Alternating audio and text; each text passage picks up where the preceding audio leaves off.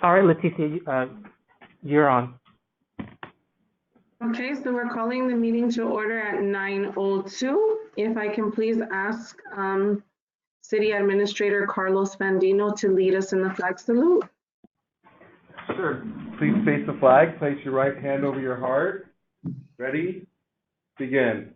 I pledge allegiance to the flag of the United States of America and to the republic for which it stands, one nation, under God, indivisible, with liberty and justice for all. Thank you. City Clerk, if you can please do the roll call. Mayor Lopez. Present. Mayor Pro Tem Ibarra. Present. Councilmember Davis. Councilmember Menke. Here. Councilmember Gonzalez. Here. You have a quorum. Thank you. City Clerk, do we have any changes to the agenda? There are none. May I have a motion to approve the agenda? Move Ibarra. Second Gonzalez. Motion to approve the agenda by Mayor Pro Tem Ibarra, seconded by Councilmember Gonzalez. Mayor Lopez. Yes. Mayor Pro Tem Ibarra. Yes. Councilmember Davis. Yes. Councilmember Menke. Yes. Councilmember Gonzalez. Yes. Motion carries. Now we will take public comment from members of the audience. At this time, the public is encouraged to address the City Council on any matter that is within the subject matter jurisdiction of the City Council.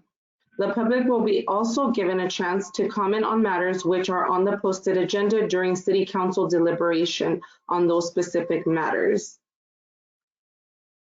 Do we have any public comment? It does not appear as if there are any. I think we have Ultimed. Oh, that's public comment? Yeah. That's public comment. Can you turn off, I'll read it. Can you turn off the other camera until we have someone there? Ultimate did submit something, sorry, I didn't realize. Is she online? Public comment. Do you want to get her online? Okay, hold on. Ultimate is here to provide public comment. Hold on. I think so. Let me see. Staff. See. I don't see, she's not on here. I can read her letter if you'd like. Okay. We could call if you could. Oh yeah, go ahead. Mayor, would you like to defer public comment to see if we can reach the representative from Ultimate? Or would you like me to read the letter? AC won't turn on. I'm sorry, I can barely hear you. Would you like to defer public comment to see if we can reach Ultimate, or would you like me to read the letter that they submitted via email? We can read the letter. Okay. Dated May 4th, 2020, City of Bergen City Council. Ultimate has quickly become one of the largest COVID-19 test centers and medical providers in Southern California, accounting for nearly 1/3 of the drive-through testing sites in Los Angeles County. Since March 20, we have provided more than 19,000 tests to date among our 9 testing locations in Los Angeles and Orange County. In the southeast Los Angeles, we have thus far tested 6,088 community members, 80% of whom have no health insurance, many of whom have recently lost their jobs. This work could not have been done without the city's early support, $125,000 contribution towards supplies and staffing. COVID-19 is placing an enormous burden on all of us. Healthcare workers around the world are treating this virus for the very first time, learning as they go and risking their own health as they learn. We are proud of our history and our foundation in East Los Angeles. Ultimate has lasted more than 50 years in many forms, through many financial phases and political threats. But a pandemic is a brand new issue. We are seeing with our own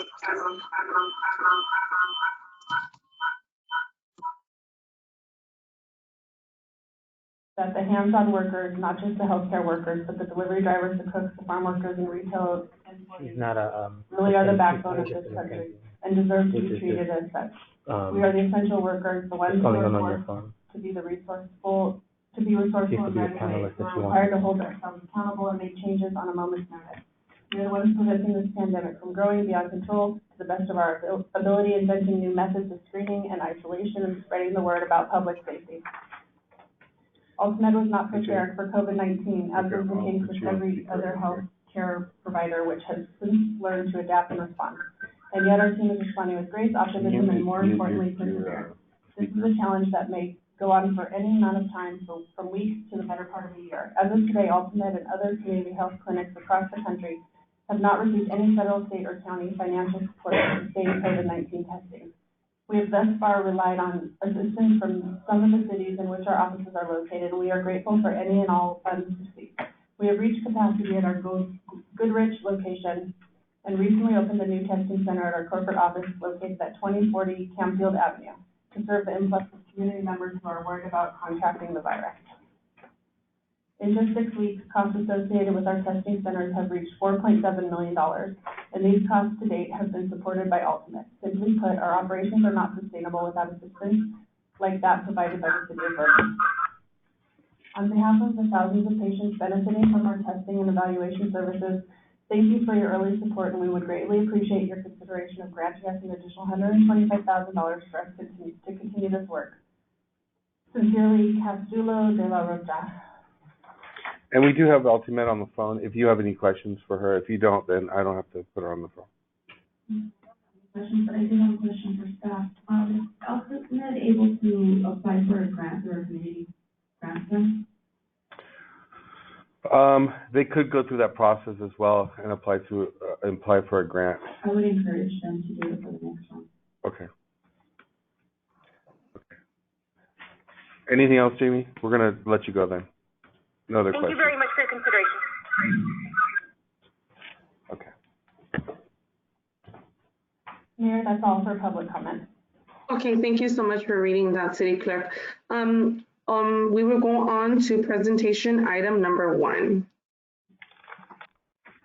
Item 1 is fiscal year 2020-2021 budget study session.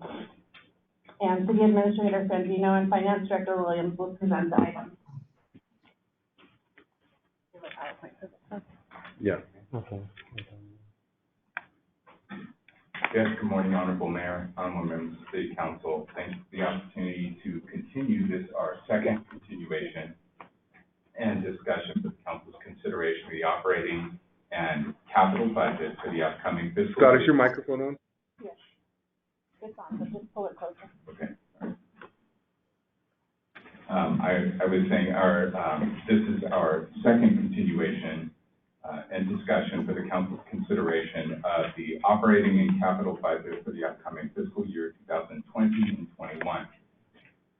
By way of background, the Council's had the opportunity to review budget schedules over the last 4 to 5 weeks, and this morning we want to extend an opportunity for discussion to answer any questions you may have and seek direction from the Council to move forward with the adoption of the fiscal year budget in the first meeting of June.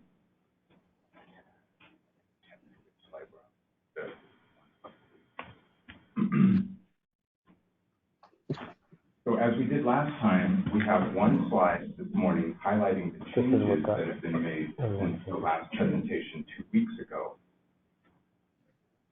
And you can see that slide. So first up, per the Council's direction in our last meeting, we reduced our capital improvement schedule by a total of $1.7 million, and I have there listed the where that came from. So there was a decrease to the BPU schedule of $300,000, and then in the general fund there were total project decreases of $1.4 million.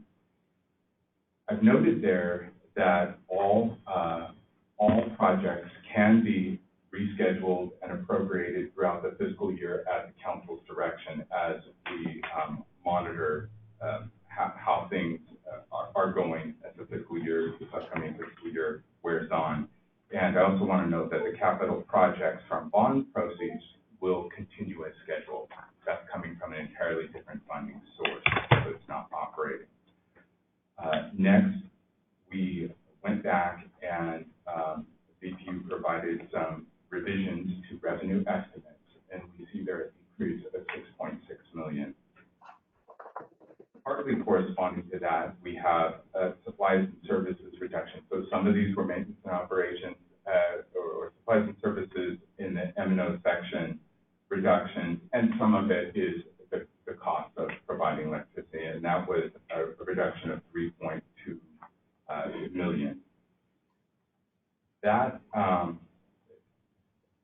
concludes the actual changes for this revision, and again, the upcoming dates, the first meeting in June 2nd, we would like to present the budget for adoption, and we will include any changes to the schedule for the council's direction, and if adopted, it will go into effect July 1, 2020. Scott, before we conclude, can you give a little bit more information on the $300,000 that was reduced in the VPU and what the thought process was behind it? Sure. The 300,000 was a little bit tougher because to go in for the council's direction, we went back to look, is there anything we can reduce in capital? And they because the projects are funded by bond proceeds, we have to move forward with them for the indenture agreement. So the 330 is a cumulative total between VPUs. So there was actually a decrease of 750,000 in the electric utility. Their field operations deferred project of 275,000, system dispatch, which is deferred project of 330,000, building maintenance deferred of 150. So we're really looking for whatever we could kind of scrape together to really bring forth a meaningful reduction. This was slightly offset by an increase in water due to a main replacement program that has to go forward. And there was a slight decrease to gas. So you put all of that together, and that's what brought us to the 330,000. On the general fund side, a lot of that were streets projects that are just deferred at this time, and some miscellaneous public works. Abraham, are you on? Yes, I'm on. Okay. Can you talk about, Abraham, some of the revenue reduction, and also can you touch on some of the legal costs that were reduced in the budget as well? Okay, going just specific to the electric operation, the revenue reduction just for the electric operation was estimated close to $9 million. So that was our, planning order and what do we do and with that kind of revenue reduction. The first thing I want to mention is when we prepared the initial budget, the bond proceeds, the bonds were not approved for the electric fund. But by the time we revising the budget, the electric bonds were approved. So that gave us $9.3 million of bond money to fund capital projects. The initial project contemplated on funding that 9.3 from current year revenues, but with the approved the selling of the bond, that freed up $9.3 million. So that is the first a big major change. We showed initially funding from current revenues of 9.3 capital. This time we funded through bond proceeds. As you know, the bond proceeds have to be spent within a specified amount of time, so we cannot just let it go. We have to spend it within the total amount has to be spent within 36 months. So that's a huge change. We did not stop there. What we did is we went to supplies and services. On total, we did supplies and services by $3.3 million.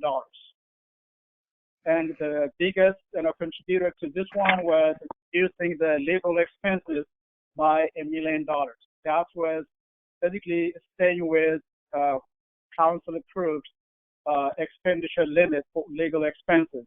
Initially, we had over $1 million added to the legal expenses, outside counsel legal expenses. So So that's $3.3 million.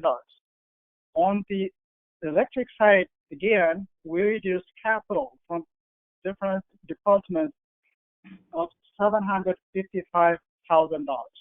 So if you combine the reduction alone, it is $4.1 million. Between CIP, capital, and supplies and services, you have $4.1 million. Also remember, the capital cost that was funded through current year revenues now is funded through bonds. So technically, we got 9.3 additional revenues, and also reduced the expenses by 4.1. That is a $13.4 million reduction from what we presented before. Well, now compare that to the $9 million revenue loss we expected. Where that puts us? That's going to put us in about $4 million in the positive territory. So that's where we are in the electric side. Water, basically, what we found out was when the water budget was initially put together, we did not include the revenue adjustment that went into effect January 1st, 2020. So when we added that and also considered the bond proceeds that are going to come from the water bonds, we decided to do more projects with the bond money. So you're going to see a slight increase, but the revenue was up by upwards of $1 million from just implementing that rate increase January 1st, 2020. Gas, the gas department had a slight $150,000 increase in cost. So that was basically to complete some of the projects we have already started. When you put all of that, at the end of the day, BPU is going to be way ahead of it is. We have much more revenues than our expenses for the upcoming year. Abraham, the message that I want to send the council, and I want you to reemphasize it, is that we took an extreme conservative approach with revenues for the next fiscal year. Is that accurate? That's accurate. Basically, we looked at what was happening in March, what was happening in April. We said, okay, how much of this reduction is going to go July 1st all the way to June 30th of the next fiscal year. So we said when we average it out to a 4% annual decrease. So that's what we did. We reduced revenues by 4%. That's a very conservative approach because, what everybody, the experts are saying today is the impact of this, COVID-19 probably would last through December 2020, not beyond that. We don't want to take a chance of being short. So we took it all the way to June. So that's to be on the conservative side. So we're not, outspending. My plan is once, we are in the fiscal year and we realize there's more money, to fund projects and, do other things, I want to come back to council and, request revision of the budget so we can do more, projects. However, at this point, I like to take a conservative approach of thinking this pandemic is going to impact us through the end of the fiscal year. So we didn't stop in December. We actually projected all the way through June for revenue shortfalls for the enterprise fund. Yes. Yes. Okay. Anything else, Abe? I'm good. I feel good, so I'm good. Okay. And we did go. Abraham, you touched a little bit about it, but we did go to the market several days ago for the water bond deal. We got a very, very good deal. And so what Abraham was reemphasizing is that we will be doing additional projects on the water side, but they will be funded by the bond that we went out and secured for the city. So those water projects are scheduled to begin this fiscal year, pending approval of the budget by City Council. Okay. Scott,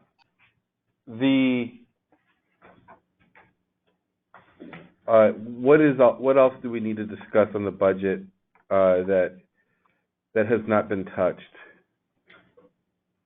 Well, just one thing, adding to the bond issuance that just happened, there's going to be, once those projects are completed, the council would call that makes us less dependent on imported water. So that's going to have a very positive impact to that fund, ultimately. I think on the general fund side, the same caution was exercised. We went through and did detailed projections of every revenue category, especially sales tax, especially those that are going to be most immediately impacted by state of emergency and just lack of retail activity. And as the administrator pointed out, that was extrapolated through the entire fiscal year.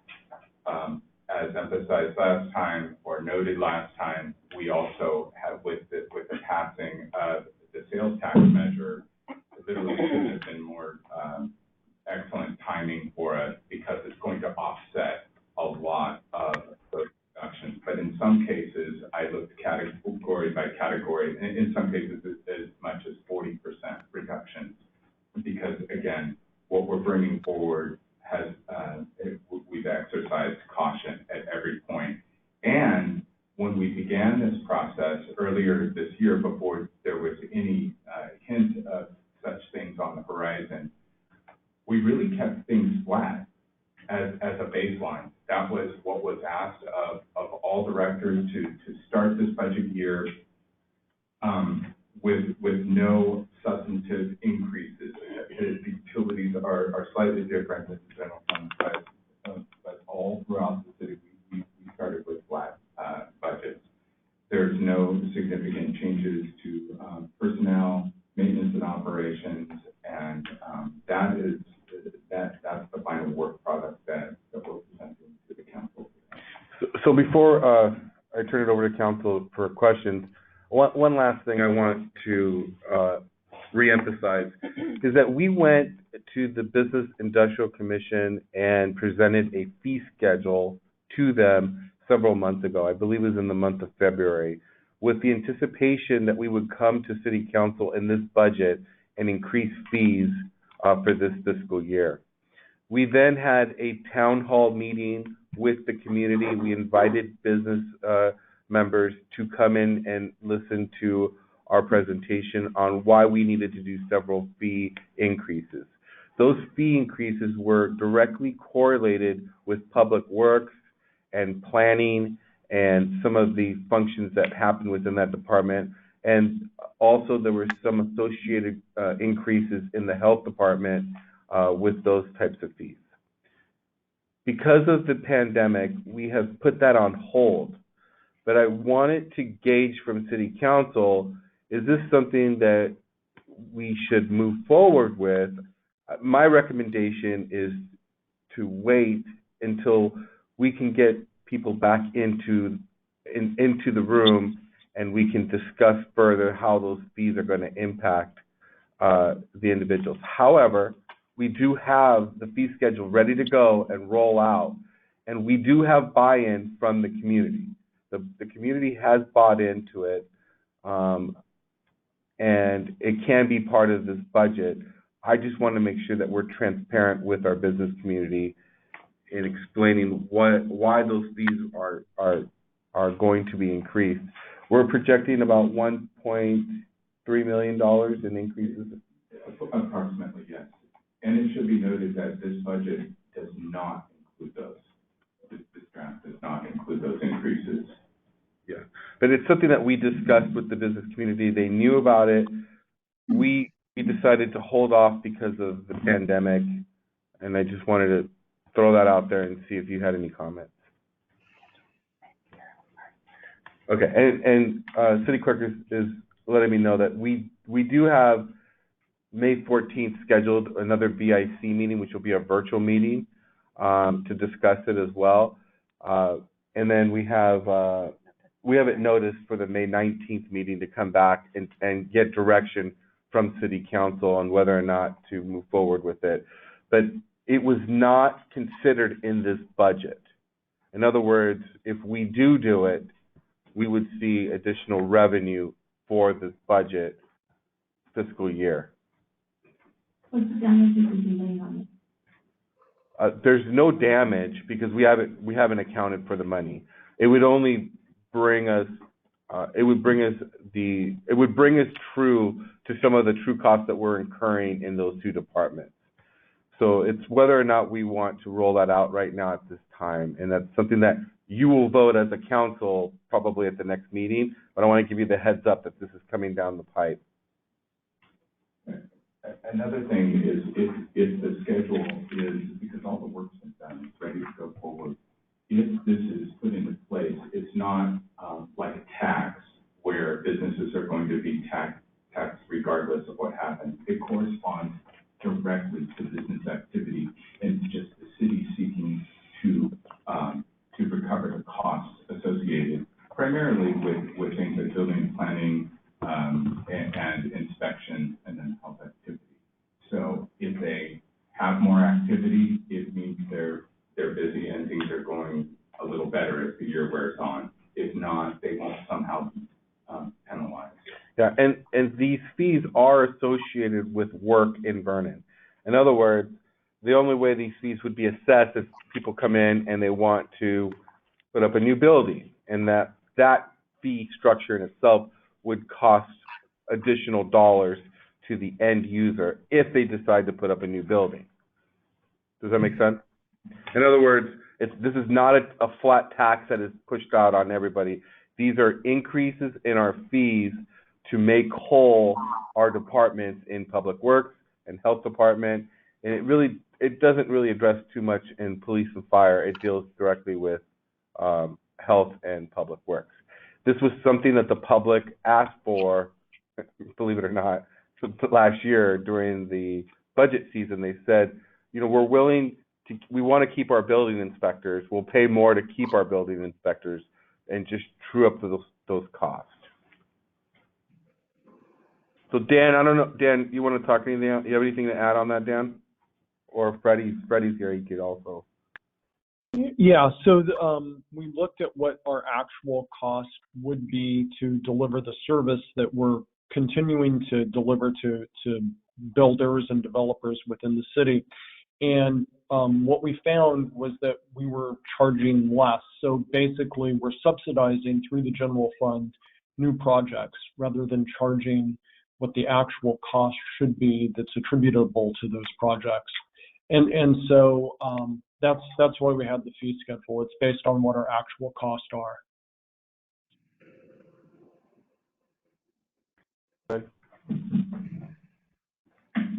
And I want to add also, what we did was some of our fees actually went down because we did a fee to make sure that our time really meet the work that we do. So then we added some new fees to it that we don't have in the city.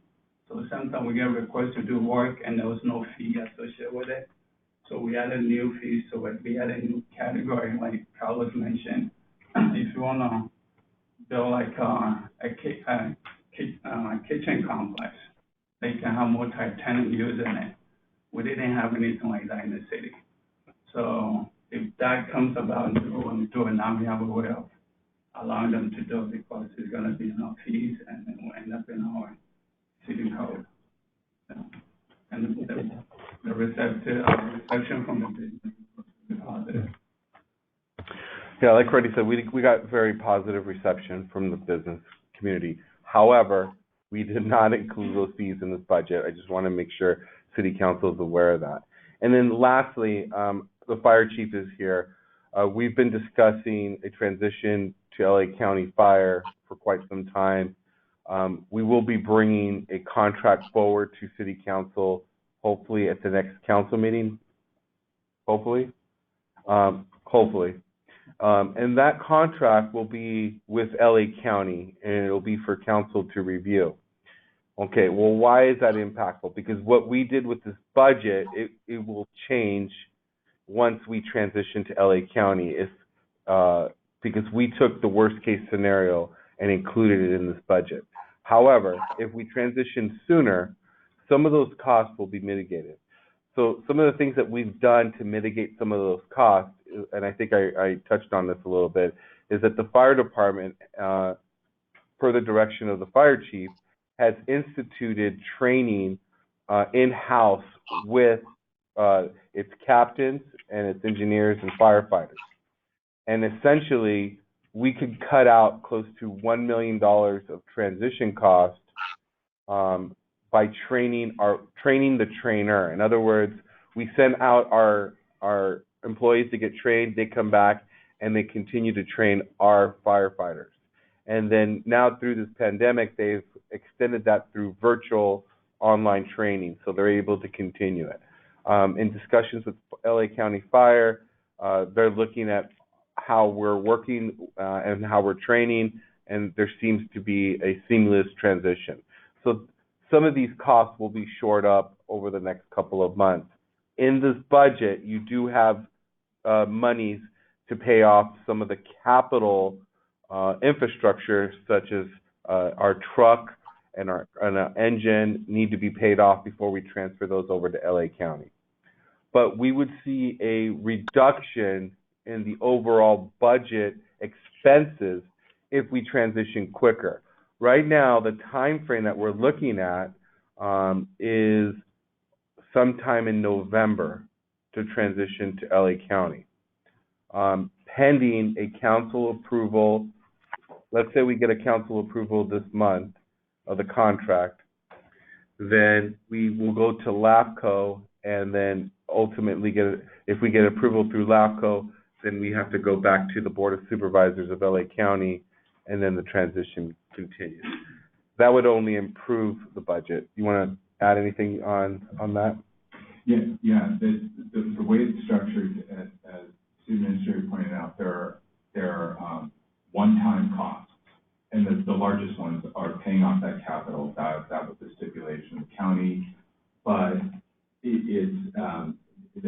the overall model has always worked and has a significant impact in the out years, and so it just stands to reason that sooner this moves forward, the quicker the city benefits from those. And the one-time costs were built in as part of this. That's part of the increases you see in fire. They're one-time, not ongoing and continuous. Chief, you want to talk about some of the dorms?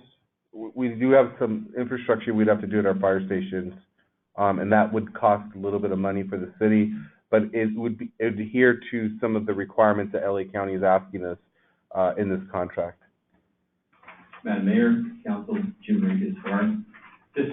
Most recently we've been trying to solidify our agreements and refine what service we provide here in Vernon. Most recently proposed to us, they would like to move one of their hazmat task force into the city. That will be a huge benefit to the city because that will now give you additional 5 firefighters at no cost to the city, 24/7. And part of that proposal by the county, and this just is new as of the last week, is we would have to relocate our current model as presented to the county a week ago. The LA County Fire Department and us was having one engine, one truck at 76 cents off of Fruitland. That'd be the engine and squad at Fruitland, which is a 6-person staffing, and our truck and engine at 77 behind it.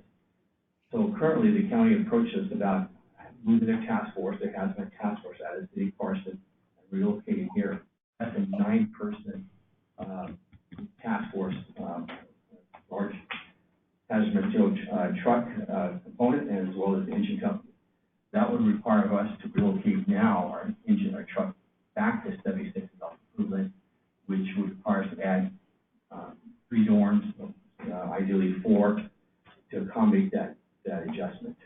The good thing is that can be easily achieved because the 4 dorms in the 76 are non-very walls, basically partitioned. So the construction will be a nominal cost, but the benefit to that henceforth, as Mr. Van Duyn indicated, this will be a huge, tremendous advantage to the city, but not just now, but forever.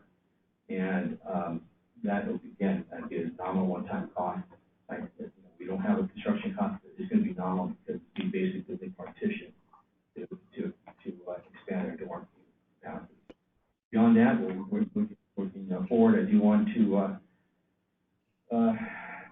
talk a little bit about the training. Yes, we've been maintaining ongoing training. The good thing is that despite this virtual world that we're in right now, we're continuing that training online.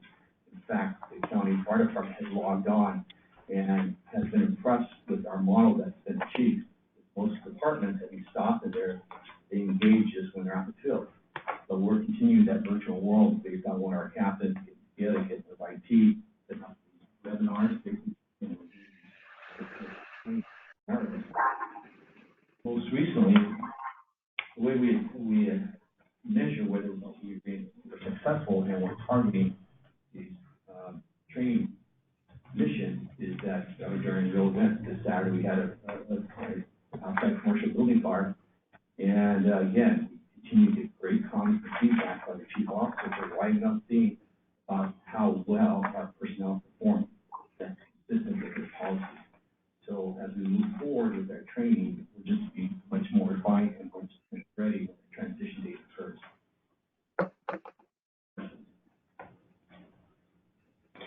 So at this time, we can turn it over to City Council for any questions that you may have about the budget. I want to say thank you, and I appreciate being conservative on cutting the budget a little bit more. And thank you. On the other note, I also want to make sure that cutting it on the structure, our capital really, we're not going to be in danger of anything damaging. These are projects that can be delayed as much as they can, right? Yes. Thank you. My concern is, and I do appreciate us being conservative, I'm just not sure we're conservative enough, given the unemployment rate of 20% and California's decision to defer $50 million of sales tax to businesses over $5 million in sales. That's just a deferred loan, right? Yeah, that is actually just a timing issue because that still has to be remitted. Businesses are not, it's not a tax on their business. They collect pass through to CBTS and they pass it through to us. And so, but you know as well as I do, if somebody goes bankrupt, there may not be the money to pay. I know it's a deferred, no interest loan is basically what it is. But my concern is, I'm looking at other cities and states and what they're doing. They're expecting a 25 to 50% reduction in vulnerable revenue, which is sales tax and the like. And what I'm seeing is, like, let's just go with sales and use tax. It was $7.854 million last year. Now it's $8.250. Yeah, and I can explain that. So that's what I was saying before the sales tax measure passed, because remember, the sales tax measure would add up to $6 million. If everything was equal, that would have put us at 14. Well, I went through, and rather than just make a blanket reduction, I looked at the individual industries. We know things like apparel, we factored in practically zero. I mean, really, there are certain things that we're figuring have come to a grinding halt, but we have other things like building materials for continuing. So it's a mix as I went through there and very much costed it out category by category. And of course, it's the best we could do with what we know. But it was very fortunate the timing of this tax measure because even with the reduction, I believe it is going to be more than offset by the passage of the sales tax measure because originally it was going to add in excess of $5 million a year. So that was the thinking behind that. Where the other categories you can see, we're stuck with the reductions of 20%, business license and permits, and we just know that activity is going to slow down. Councilmember Menke, you bring up some great points. The other issue to consider for Vernon is we don't have as volatile environment as some of the other cities because obviously we don't have the hotel industries and a lot of the retail and those types of industries here in Vernon, a lot of the manufacturing. But yes, you're correct. A lot of cities are scaling back 25, 30, 40% on their budgets. And that was one of the things that we discussed internally is how much should we shave and can we expect? And that's why we took the apparel company and basically took it almost to zero, because we just don't know how long it'll take before the economy rebounds and people go out and have confidence to start buying clothes and doing those types of things. But we're very comfortable in the ones that we have allocated for the city as far as sales tax allocations for building and those types of industries. It's nice to know the thought process behind, so now it makes a little bit more sense, but I still have some issues. We have a lot of late fees built into our revenues, right? Yes. And you really think we're going to be able to get late fees? No, and at this time, we're really not exercising that option. So that's a point well taken. Although, so for instance, with business license, that category, we're at almost 21% reduction. And we certainly don't see 21% less business activity in the city. So again, it is a point well taken, and we should monitor it. And again, these are things that we can, we're going to be reporting out more often, more frequently than we normally do, at the city administrator's direction, whether it be quarterly or monthly, as the year wears on, because this is going to be different. We know that. But we can always come back with revisions and say, this is what we're seeing, and here are the recommendations, and that could even be revisions to revenue if things start as the year wears on, the fiscal year that is, around December. We'll have a much better picture. There's quite a bit of uncertainty. It's totally uncharted territory, and I realize that, and I'm just asking questions because I don't understand this stuff at all. You know that. So the other thing, let's see. I noticed that we've already allocated money from our revenue fund, our excess, our reserve. Thank you, that's the word, reserve. We allocated in this budget $870,875. Is that correct? Yes, and that was specific to the one project that we feel is absolutely critical to move forward, and that's the ERP. The new, I'd say financial, it's not a financial system, it's a whole city ERP system. The one we're on is more than 12 years old.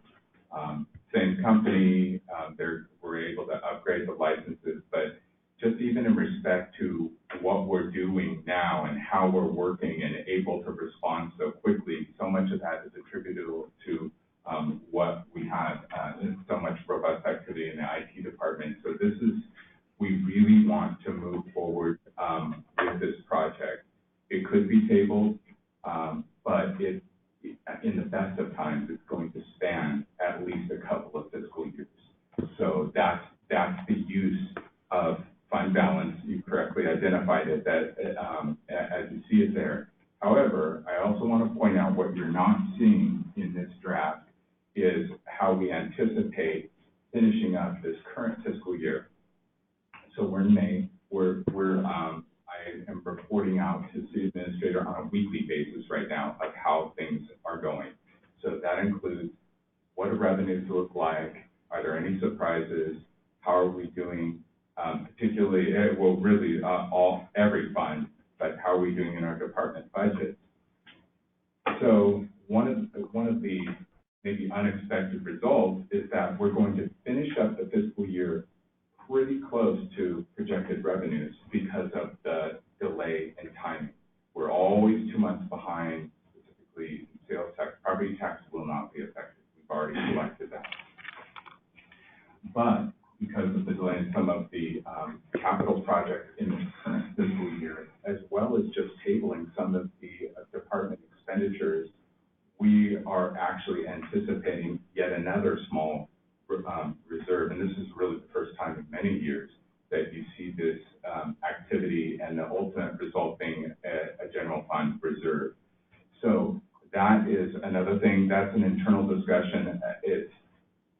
hey, what are your estimates? What are you basing this on? So we're not building it into the budget. We're saying we expect that to be in place. That's what reserves are there for uncertainty. So that's something in the background that's really underpinning this budget and also giving strength to the already conservative approach. Because, and please correct me if I'm wrong, is before the reduction of the 870,000, is the 2.849552, is that our reserve? So it is that now that's the current year budget that we're in, that we're finishing up. So there was actually estimated at 2.8, just as you identified, that is a reserve. So it's looking like that's going to happen. That's what I'm saying based on every bit of information I have. Departments are underspending their budget. Everybody is being very cautious right now. And so we have every reason to anticipate that.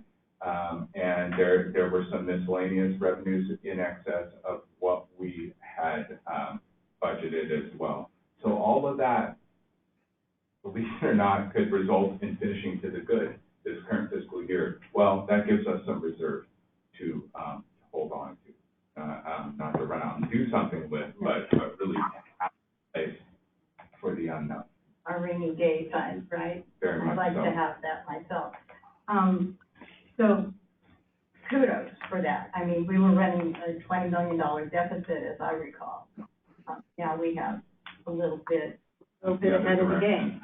So, but because my mind's thinking, okay, if it gets worse and we weren't as conservative as we thought, then, okay, we're reducing revenue, but where do we reduce costs? And there are places, I mean, other cities are doing hiring freezes, they're furlough.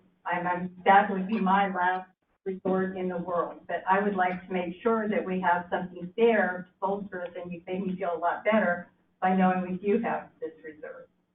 So we won't have to do those things, but we do have to keep those things in mind because we can't just take from the reserves and end up with a deficit again, right? And two, if there is an intention to use the reserves, just as we called it out here in the budget, we're not going to just spend in the red. We're going to bring that before the council for appropriation. As well, you mentioned reductions being a last resort, but that would be part of a mid-year recommended changes. And hiring freezes and Yes, there you could, and you can even fund positions that aren't filled. That simply means you have no intention of filling them. That gives you very quickly to a reduction to the bottom line expenses. I want to thank you, and you too, Carlos, I guess. No, just kidding. You guess. It's refreshing, you answered all my questions. The bond, that saved us so much money and gained us money, right? And I want to say kudos, good job. Some of it I didn't understand because I'm not a numbers person, but I think I have a better handle on it now, and I appreciate your being so candid.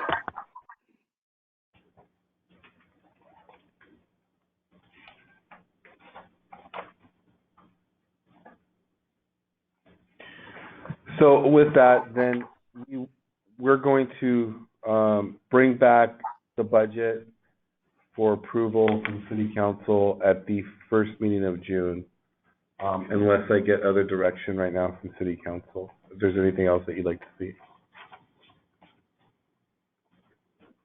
Okay. Carlos, in regards to getting a feel for businesses and all of that, I know you mentioned that it was before this whole pandemic happened, right? In terms of like the increases? Correct. And what I would just like to know how they stand now. So you stated that there's going to be a virtual meeting coming up for that on the 14th? But that's for the fee schedule. The fee schedule is to discuss with the Business Industrial Commission, because we originally brought it to them here's a little bit of history, is we originally brought the fee schedule to the BIC, and the BIC said, thank you for bringing this to us. However, we felt that you didn't give us the full plan and the full cost of what you're increasing.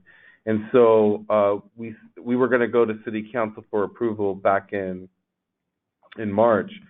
And so we said, okay, let's hold off and let's have a community-based meeting and invite the community to come in and take a look at what the fee schedule is. And then so we published the fee schedule and we sent it out to the business community. They reviewed it, and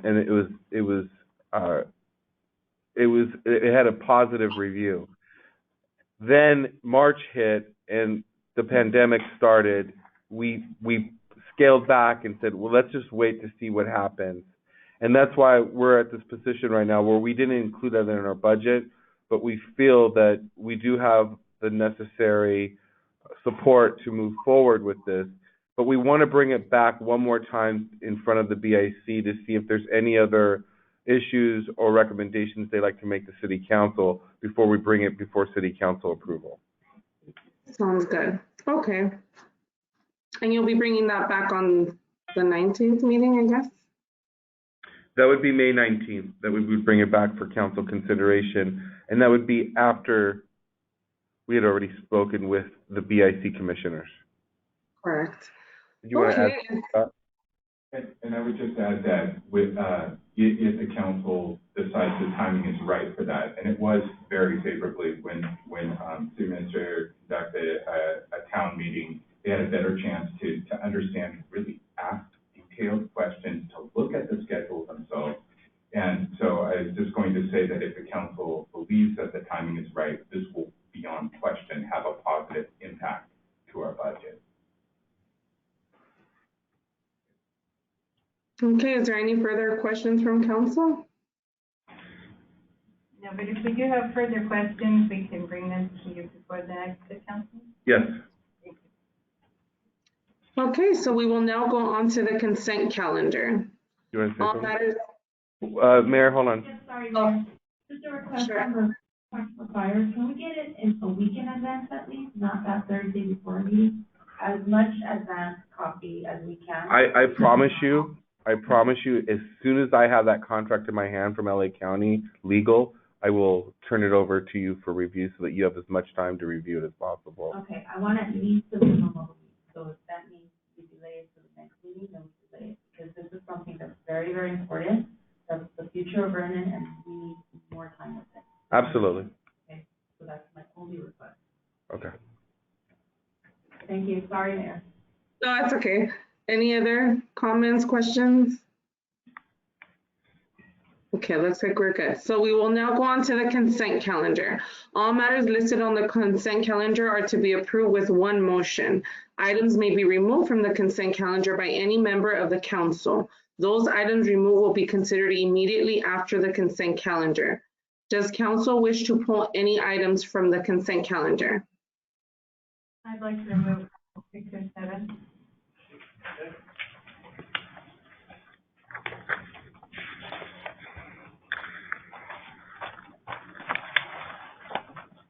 What item? I'm sorry, I couldn't hear. Number 6 and number 7. Thank you. 6 and 7. Got it. Okay.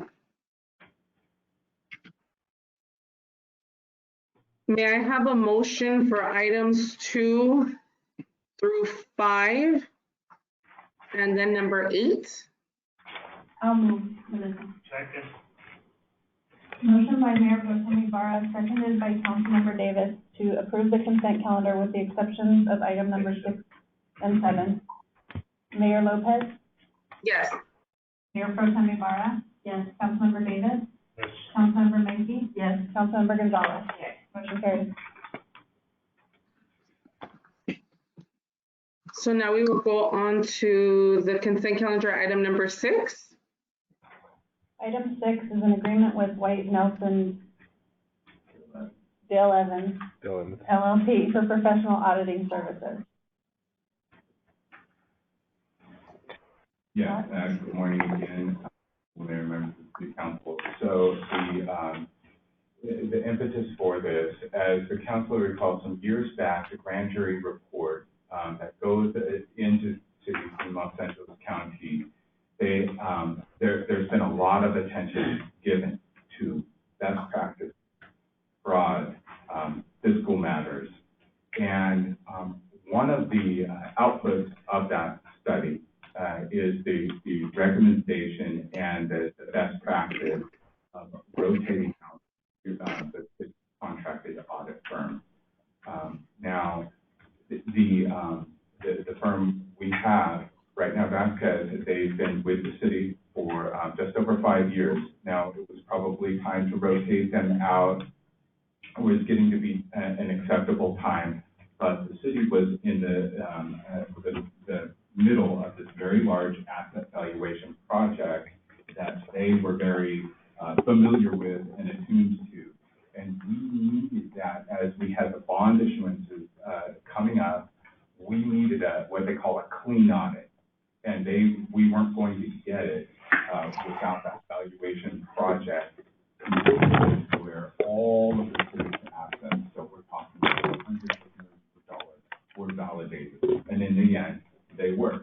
We looked at the output of the study, so that was actually a good choice to finish up one last year with Vasquez. And they were able to give us that clean audit. They had a very positive impact, as the council recently saw, on our bond rating. The electric utility was upgraded, and this last issuance with the water fund received an A-. So that's terrific. But now it was time to move forward with a different firm.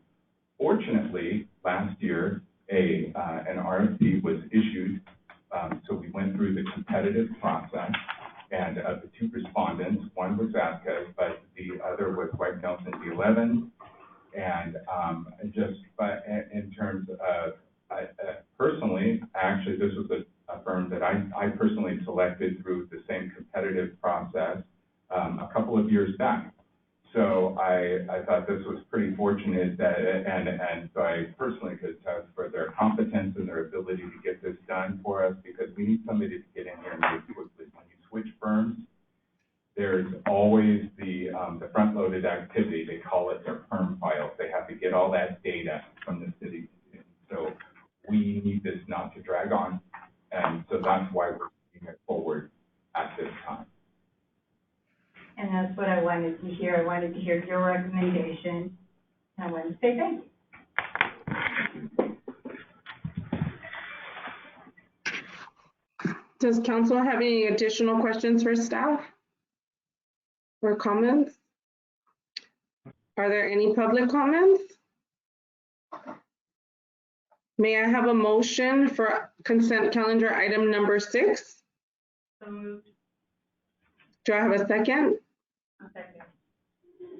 Motion by Councilmember Menke, seconded by Councilmember Gonzalez, to find the action exempt from this CEQA, and to approve and authorize the city administrator to execute a professional services agreement for a not to exceed amount of $330,375 with the public accounting firm of White Nelson Del Evans LLC in substantially the same form as submitted, to perform annual audit of the financial services of the city of Vernon and its enterprise fund. Mayor Lopez? Yes. Mayor Pro Tem Ibarra? Yes. Councilmember Davis? Yes. Councilmember Menke? Yes. Councilmember Gonzalez? Yes. Motion carries. We will now go on to consent calendar item number 7. Item 7 is amendment number 1 to attorney services agreement, litigation and advisory with Rattan and Tucker LLC.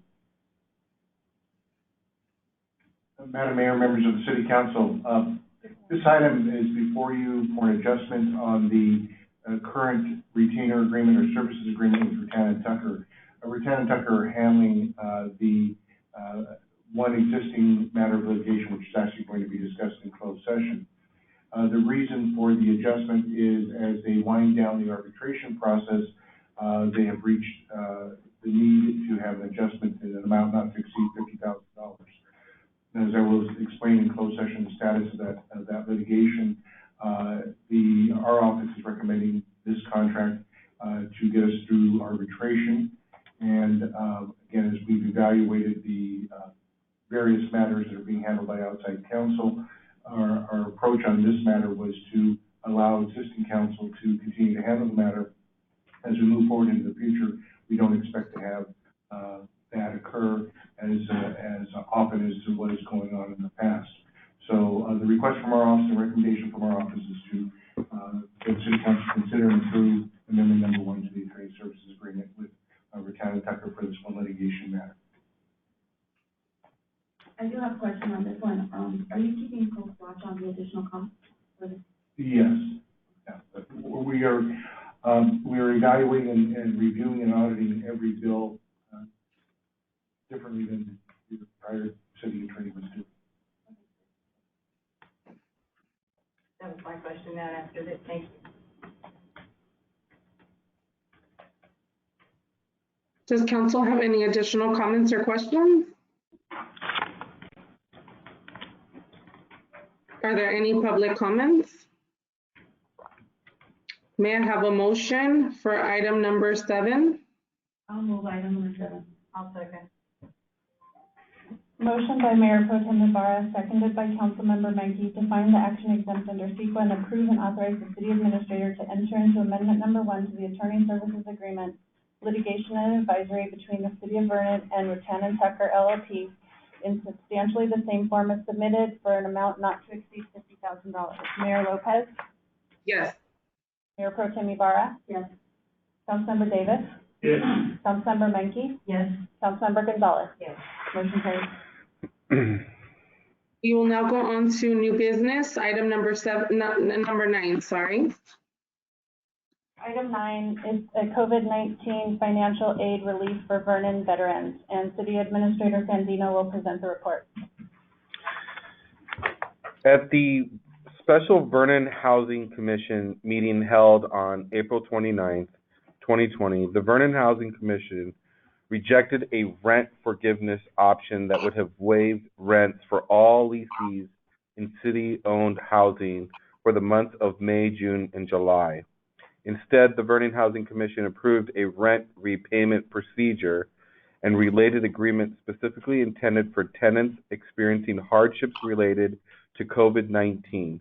Temporary rent agreement specifically intended for tenants experiencing hardships related to COVID-19.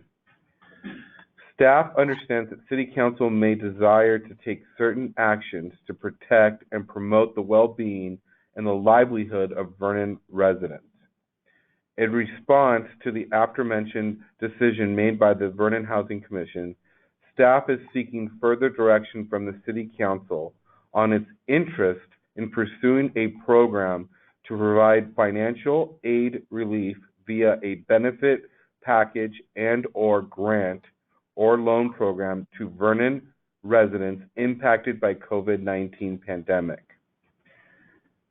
Before I get into the discussion portion of the recommendation, I do want to let you know that we did a survey of other cities in the surrounding area and what they are doing.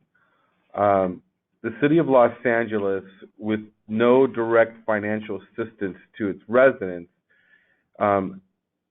have provided assistance through what's called the Mayor's Fund for Los Angeles via its Angelino card program, and it's privately funded. And so it is actually tiered by household size and pre-COVID household income. So if you make between $0 and $17,000, you're receiving $700 from this fund. If you have 3 to 4 persons in your household, you make between $0 and $25,000, you would get $1,100. And I'll provide this to City Council for their review as well. And you can get up to $1,500 per family if you make up to $61,000 and you have 5 or more persons in your household. The City of Long Beach Community Foundation established the Coronavirus Relief Fund that supports community-based organizations at the front line of the coronavirus response for the Long Beach area. They've initiated grants that will be made to support approved 501c nonprofit, educational, and government organizations working on these efforts. The City of Pasadena Community Foundation established the COVID-19 Response Fund that provides flexible resources to Pasadena-based organizations as they respond to the impact of the virus and quarantines, and allows donors to make charitable gifts that will benefit both urgent and long-term community needs. Cities in the southeast Los Angeles area, staff reached and researched to other cities in the southeast LA area, and are doing their residents do COVID-19 project. For the most part, cities referring to the respective residents to local resources such as food banks, meal provision services, tenant advocacy groups, LA County services, and other government resources. That's where the money's going. And cities that are not providing direct financial assistance to residents at this time, however, they are providing to, like I said, the food banks and such. Those cities are Huntington Park, Downey, Commerce, Southgate, Maywood, Bell, Cudahy, Linwood, and Bell Gardens. We did look at other cities. We looked at the city of Berkeley, and they have formed a grant to assist residents affected by COVID-19 with financial assistance for mortgage and rent payments. Tenants with demonstrated impact of COVID-19 epidemic qualify for access for flexible housing subsidy funds, rent mortgage assistance grant up to $10,000. Jacksonville, Florida, the COVID-19 relief program CARES Act grant funds. The Jacksonville COVID-19 relief program that will include $40 million that was allocated in direct stimulus for individuals to help with mortgage, rent, and utility payments. These programs will provide over $1,000 in relief for 40,000 households to meet certain criteria, and that criteria falls with you must be a Duval County resident, provide proof that you were employed on February 29th, 2020, make less than $75,000 per household on the date of the application, and have lost at least 25% of your income. And then lastly, Miami, Florida, they have what's called the Emergency Rental and Utility Assistance Program. The Emergency Rental and Utility Assistance Program will provide a one-time rental and utility help to eligible households that suffered job loss a result of the pandemic. Residents of the city of Miami at 60% of the area and the median income or below can apply for assistance, and they would receive up to $1,500 in rent or utility assistance that would be paid directly to a landlord or utility company. So that concludes the research that I did. What I'm requesting is to get discussion from City Council on some of the things that they would like to see, and ultimately seek direction from the City Council if we want to move forward with any type of assistance programs to families here in Vernon. The city attorney and I are here to help the City Council in any which way we can so that we can formulate a plan and seek council direction to move forward in assisting with the community. So with that, I'd like to turn it over to City Council with any questions or comments that you may have, or any kind of ideas that you may like to see, and we can assist you. I have a real quick question. How quickly are we getting information, or how knowledgeable is your department on getting the information, like the LA Food Bank? They just had a food distribution in Helena Park last week. Santiago was also, I think, had something as well. How quickly are you able to get that information and distribute it to the residents? That's a great question. What we're working on, and I know that some of you have received calls from my staff. What we're trying to do is create a network with our residents to get emails and text messages so that we can get information quickly to our residents here in Vernon. We do get that information very frequently. We need a way to distribute that information without having to walk to everybody's door and hand them over a flyer of what's going on. So that's what we're working on as the admin group, is to develop a method that we can distribute information very quickly to our residents, both in English and Spanish. The only reason why I'm asking is because I didn't find out about the LA Food Bank until it was after, it was between like 1 and 3 that they were doing the distribution, and to open all residents in the Southeast LA area. But because it was in Huntington Park, that's how I'm on the Facebook, and that's how I was able to see it. So if you have Facebook, you're not on it every second. For Vernon, how do we distribute that information? That's my main concern right there. Sometimes we don't get that information until after the fact. How can we meet that communication with LA Food Bank right now, at this moment? I think if we establish a relationship with them and we say we would be very interested in having information flowed to our department as quick as possible, that way we can get it out to our residents. And how about a survey on the high school kids in Vernon, what school they go to? Because I know Marquez High School, Southgate High School, I believe, both of them have had certain, I know none of the kids go to Southgate, but just an FYI, they do distribute also to the community. So if our kids go to those schools, how do we contact the school to say, hey, keep us informed so we can let our residents know and our children know? Because I know some of the kids have Remind and all that stuff. That's school-based. How can we get our community involved with that? And that would be do a reach out effort to our residents and see if we can get some sort of service. Marquez High School just diaper, baby wipes, formula distribution, and it's really quick. That's coming real quick. I do believe that, sorry. Oh, you will?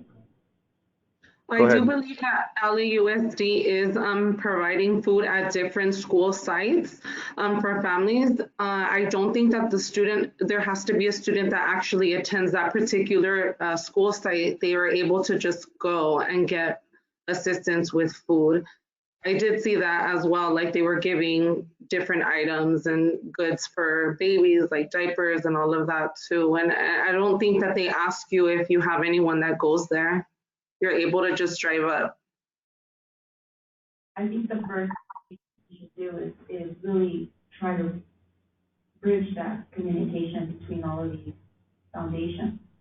Since they serve our community, we need to bridge that so that we have contact and give the flyers, make a flyer, English and Spanish, and take it or mail it to every single household so that they're aware. Contact these people if you need food, or contact these people if you need help, contact these people if you need services, especially with unemployment. Unemployment just recently approved if you were self-employed, an Uber driver, a contractor, that you are able to get unemployment now. So we need to figure out a way to communicate that to our residents.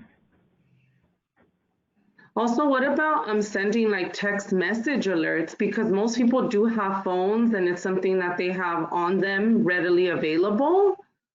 So if they're open to allowing the city to send them text message alerts with helpful things that are going on in our community as well as surrounding communities, I think that would be good too.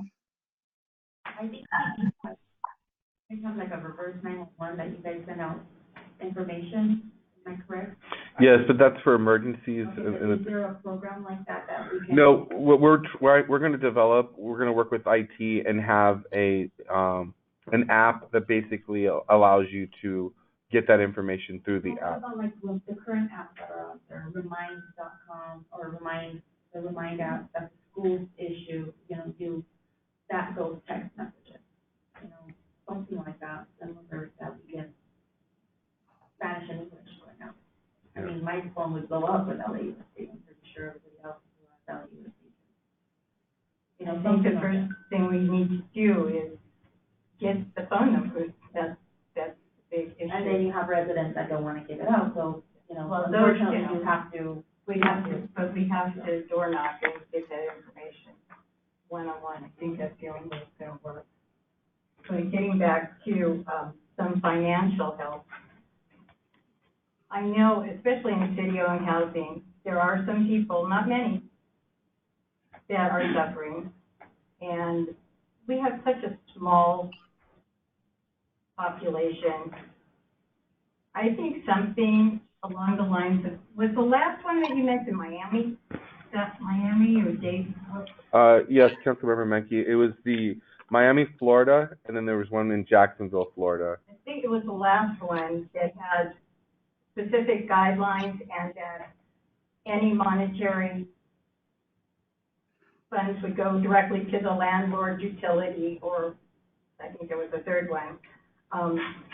And they had to apply for it. And I think if we had guidelines, I want to help those that are really in need. And given our small population, if we can't do that, I think it's pretty bad. And these people are going to be really hurting, even, you know, given 6 months to repay or 12 months to repay the past due rent. Just think about it. I couldn't do it. I mean, I've been poor before, and it's a frightening thing. And I think it would be just a real, I don't think it's going to be a lot of money. And I told Carlos this, and I'll say it here. If we can spend $30,000 on COVID time, I think we can give that much back to our community, whether it be through the community grant program or whatever. But I don't think there's going to be that many people, but I want to make it all across Vernon. Everybody, every resident in the city. But it would be per household, so that would limit it, right? So it wouldn't be per person. So, you know how many households we have. And out of that, I don't know how many in Vernon Village, but it would be more of a stimulus, more like LA. But I don't think it's going to be that expensive. We could do a survey to see, but that is something that I think we should do. What are you proposing as a stimulus for households? I'll leave that up to you guys. Somewhere between $500 and $1,000 was my thought. I think 500 is probably too little. And as long as it's being paid to the landlord or the utility, we know where it's going, right? So, and we have the ability to do that. That's not paying their rent, but it is a stimulus back to the economy. So that's my thought process anyway. You mentioned community grant fund. You wanted to go through the community grant? I don't know if it has to. I think we'll have to talk to legal and to our administrator and find out what's the preferred option. I prefer not to go through the community grant fund and use community development funds and have a grant issued through that fund. I'll double check with the city attorney, but I don't think that developing a grant program from the development fund would be an issue. But I'll double check with the city attorney. Do we have money available? I mean, I've just said we need to watch our, tighten our belts. Do we have money available for this? Okay, so that's a great question, and it brings some discussion. What I've said all along is because of this pandemic is so unique, and we've never experienced anything like it. What we can do right now is allocate funds from this year's budget and next year's budget, and if we want to allocate those funds to the community, yes, we have those funds available within the budget. But then we de-escalate some of the budget amounts in the future years because we're doing some now. In other words, we will address the issues right now of the community because that's what it's intended for, but in the future years, we don't put out as much. So maybe in a year or 2 years, we say, we're not going to do any, and again, this is an extreme, but we say, look, we're not going to give any money out this year because in years 2020 and 2021, we put out X amount of dollars for our community members because of the COVID-19. And this is an emergency. I mean, I hope it never happens again. And once it's done, right? That's wishful thinking, I think. But we have, I think I saw in the budget, $500,000 for community development and community something else, right? Yes. So we weren't able to have Easter, our Easter thing, right? And we probably aren't gonna be able to have any large gatherings for quite some time. So couldn't we take that money? Yes, there's monies available that were allocated for the YMCA program for this year and also for the community programs that we had. I think we had an Easter event, and then we have the back to school night, which would be in August, it's really not clear yet how we're going to proceed with that event, but we do have funds available that can be allocated in some type of program, if that's the desire of the city council. The funds are there that we can utilize. Go ahead, I think in regards to the back to school program that we have, I think that that's something that we should definitely look at modifying, possibly not getting completely rid of it or not doing the event, because a lot of kids in LAUSD, I mean, including here in our school, I'm sure, at Vernon Elementary, a lot of those children are suffering and they don't have like their school supplies. A lot of kids are getting lost in the system and they're not accessing their teachers and things like that. So I think we still I would like to see continued support for students. It may be modified, not, the event would definitely look different this year. But I think that we should still have that. I guess the bottom line is even if we did have the back to school night, we would still have revenue available to do such a program if the city council so desired. So this financial aid we need for residents, what would be the stipulation from it? Like, do we have to come up with the stipulation, or are you guys putting something together coming back to us on the next meeting? What's the plan? The plan here is to discuss on what you would like to see so that we could put together a plan. Maybe Arnold can help me out a little bit, but what we're looking for is just direction on what you would like to see. Like, hey, this would only apply to people that are having COVID-19 issues, or this would apply to everybody across the board, or no, we want to see this just only apply to anybody that has lost employment. I don't know those guidelines yet, but that's what we're seeking from City Council, is kind of lead us down the path that you want so that we can bring back a program tailored to what you want. We'll do all the legwork. We just want the framework. And Arnold, I don't know if you want to add anything. Madam Mayor, members of the council, staff, Carlos' staff and our office can get as creative as the council wants us to be. In these very difficult, challenging times, trying to develop a program that would meet the needs of Vernon's residents, that best suits Vernon residents, is something we can certainly put together. But as Carlos said, if you have an idea of some of the things that are important to be able to provide some form of a stimulus program, that helps us try to define what path we follow. We may come back with 2 or 3 different approaches, and then you can pick from those approaches, or say go back and come up with different approaches. So I think all we're looking for at this point is some higher picture global guidance, and putting together the nuts and bolts will be our task. And frankly, I'm of the opinion, I'll just put it out there, I would give everybody in the city money. I mean, one per household. That is what I would do. But I'm willing to compromise. Yeah, I wouldn't say across the board for everybody. I would say for the people who were affected by it. There is some that are really affected. Yeah, I agree with Councilmember Gonzalez, because I feel that, like, for myself, I wouldn't want to take any money because I haven't been impacted at all. We've been fortunate not to be, but those that have been impacted, I definitely would like to see help for those that were negatively impacted by COVID. I agree with you. I just kind of put it out there so we had a starting and ending point.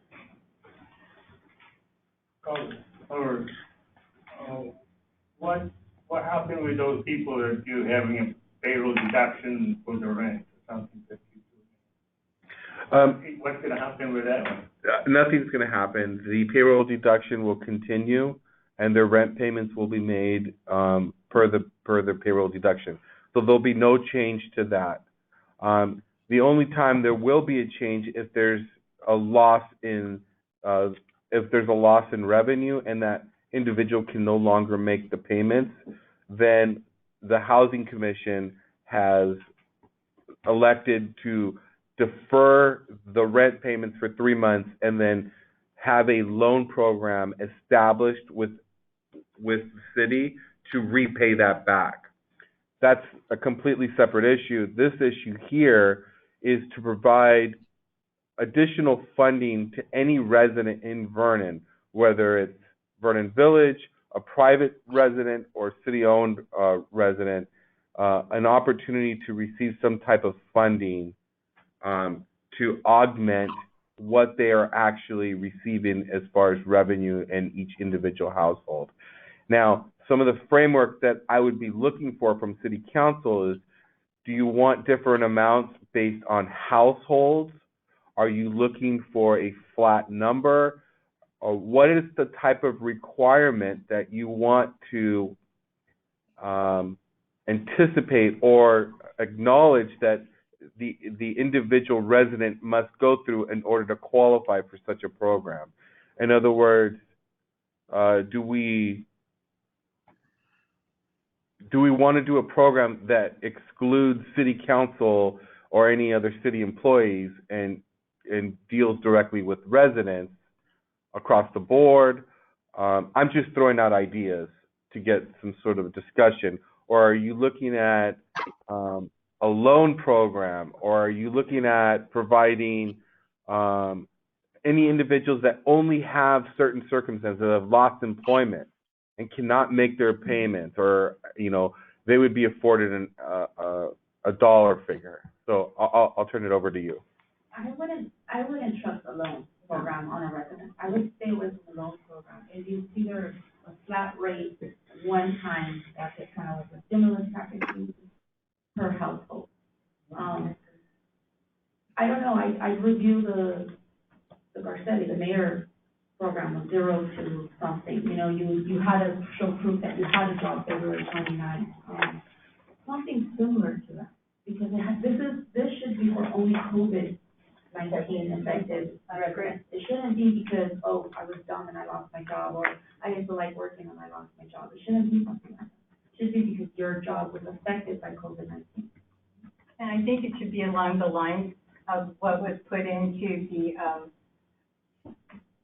rent repayment program. If you're, child care, or you have to take care of your children because they were in school, those type of guidelines, but they definitely have to be impacted by COVID-19 in a negative manner.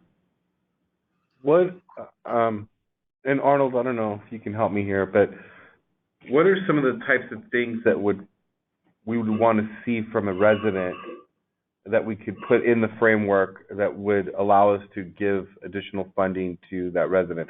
In other words, maybe they are working, but maybe they're taking care of other individuals and their family, or they have other issues.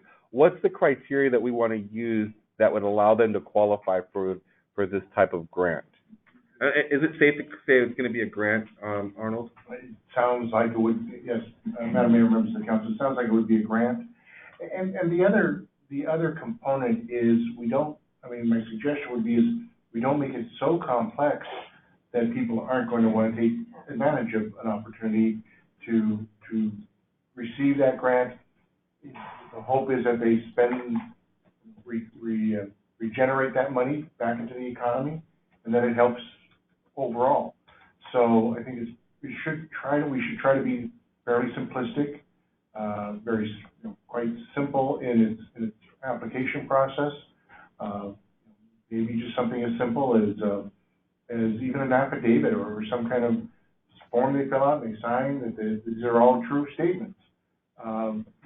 As I think we know, you pretty much know your community quite well. You know your residents quite well, and I think you've got an opportunity to evaluate those that truly would need this assistance and those that might not. So I think as simple as we can keep it, the best, and a grant, and I think we've got some parameters on numbers, and it may be where it's a single person household versus a family household. There may be some sliding scale approaches, and that would be my thought, my suggestions. But I think if there are some other approach or direction the council wants to provide, again, we're ready to try and carry that out.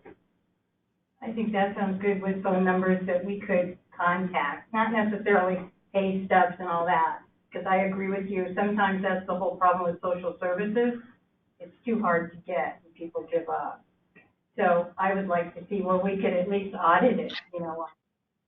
I don't even know how many people are going to need it. I hope there aren't that many. Are you considering this like a monthly grant, or No. is this a one-time It's a grant? one, I think one time, yeah. Can we set a parameter on dollar value? Sure. I'll leave that up to you. Program, I think if we mirror something like that, Garcetti's program, for a single individual person, it's $700, and for multifamily, it's $1,500. I wouldn't do the whole 15, right, bring it down. You know, I think I go 5 and 1,000. 5 and 1,000 does sound reasonable, and it has to be affected by COVID-19. That's the only recommendation that I'm gonna really strongly urge, is because this is for the COVID-19, it has to be affected by COVID-19. I agree with you, absolutely. I agree. I think any negative financial impact due to COVID-19, I think Councilmember Minking brought up a good point that it could be possibly childcare related or in other ways, not necessarily rent. It can be different things that they're suffering and a negative impact. I think anything related to COVID-19 that they suffered a negative impact would be good. And also, this is a way to bridge that issue you're talking about, to get them other services. Once we talk to them, we can point them to other services and get them some other help that they need. That would be an added benefit.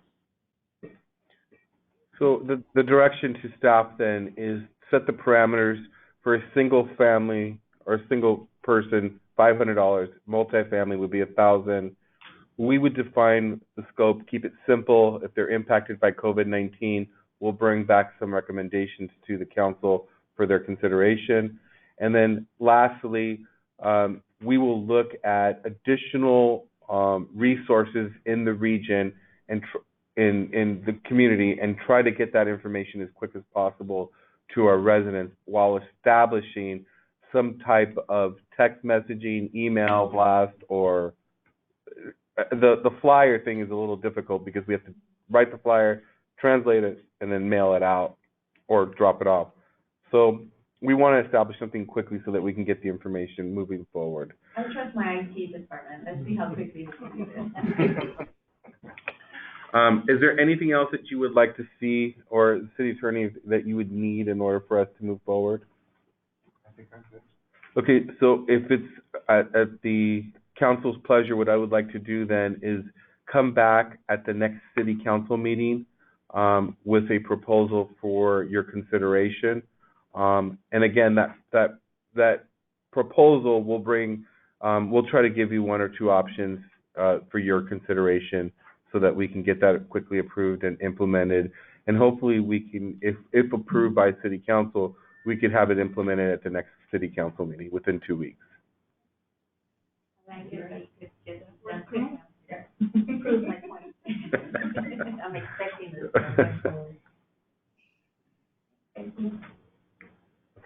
Okay, so now we will go on to oral reports.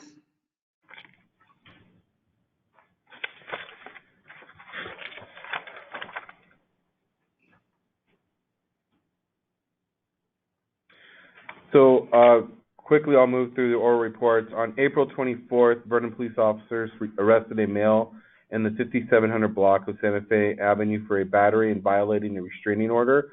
The subject was later taken on a 72-hour hold for mental health evaluation.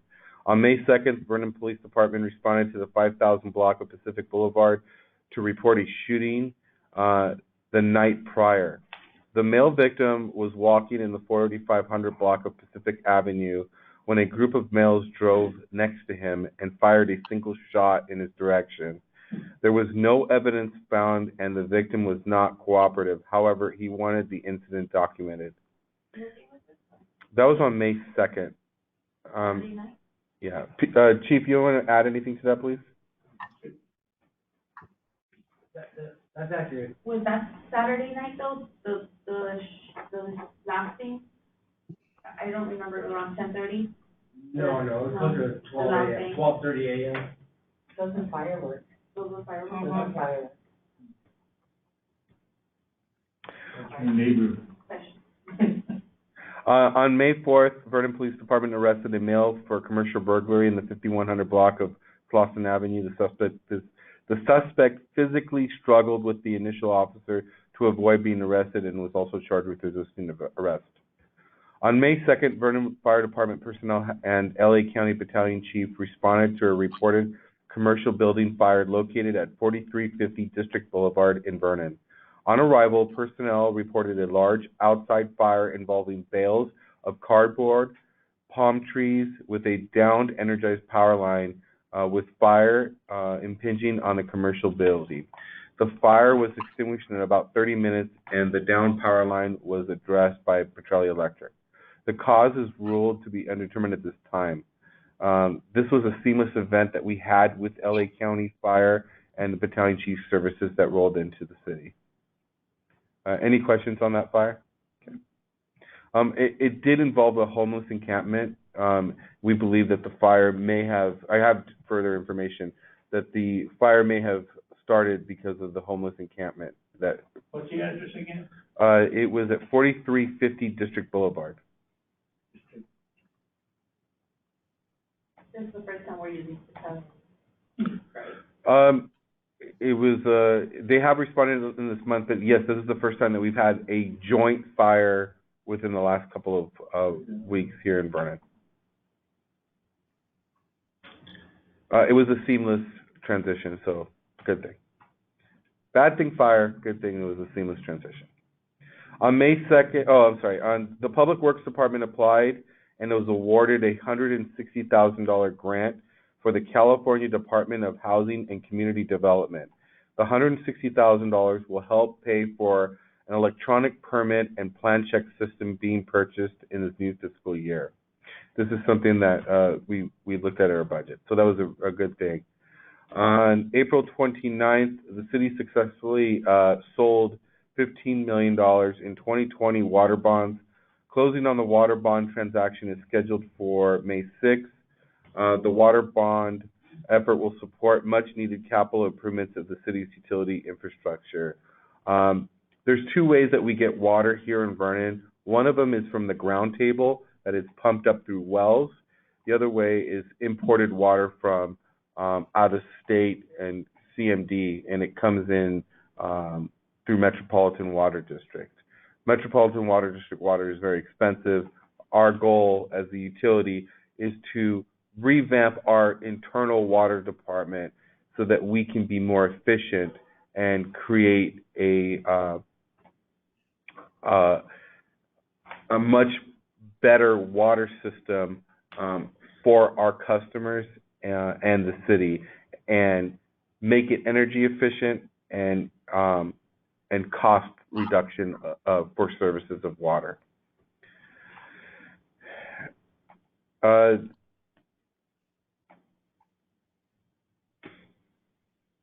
Okay, so this is a little bit of a winded one, but so we as department heads and myself and my staff are talking about reopening City Hall May 18th.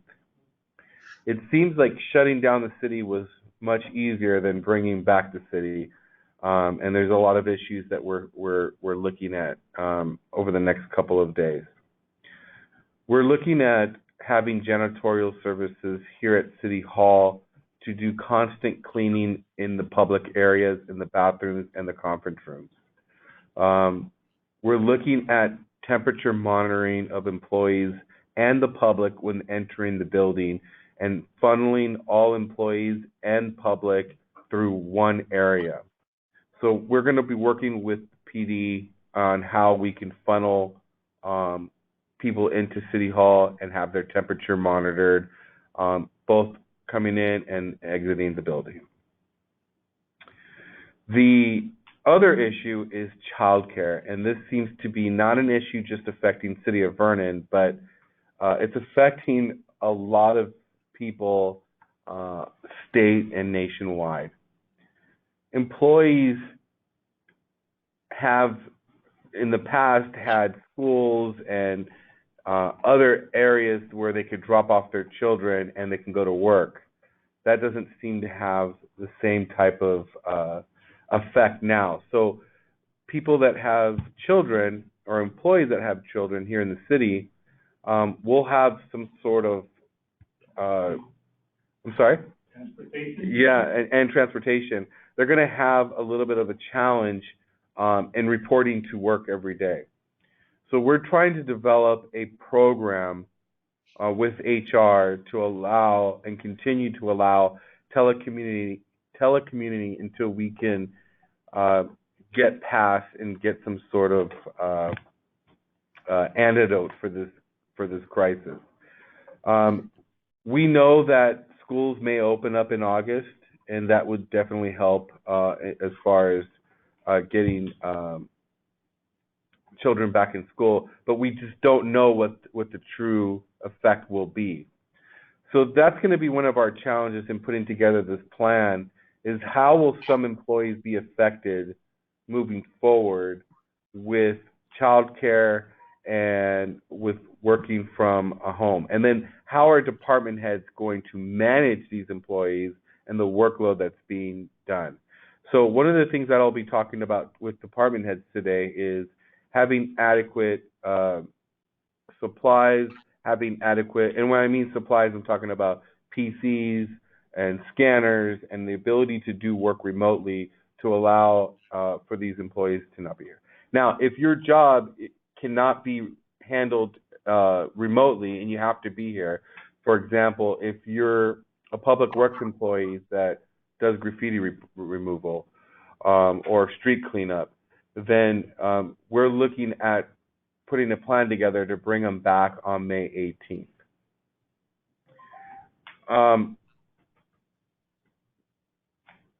If May 18th is not feasible for us, then I'm going to try to transition or bring back employees as quick as possible, but it may be done in phases. We're not sure yet, but I just want to give as much information as I could at this meeting in case there was any comments. But we may have to bring them back as far as in phases back to city. But the ultimate goal here is to provide a safe and working environment for both our employees and the public so that we can move forward. Yeah. Have you done a survey already on how many employees are going to be affected by this over child care or elderly care?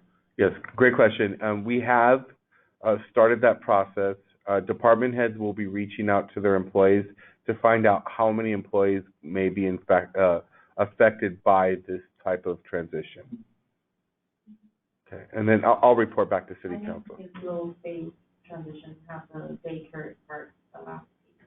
The summer's coming and kids would be out of school anyway, so what would they have to do? Correct.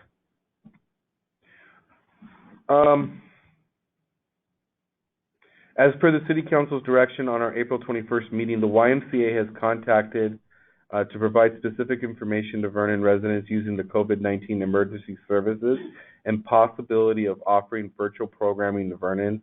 I'll have more information at the next council meeting, but they're looking at a virtual program with our residents. And then finally, I'll provide weekly updates to City Council via my email. I do it usually on Thursday nights. And like I said, I'm going to start transitioning that email to include some of the other things that are not COVID related so that you could have up-to-date information as far as, you know, maybe that week, the food bank, we got an email on the food bank or something happened that way. It goes out on that email blast and you'll have that information. That's all I have. Can we recess the council meeting and do the veteran? Are there any reports from council? No, but I had a question for Chief Miranda. I think it was last week, Recess the council. your officers were wonderful. There was there were people working out here.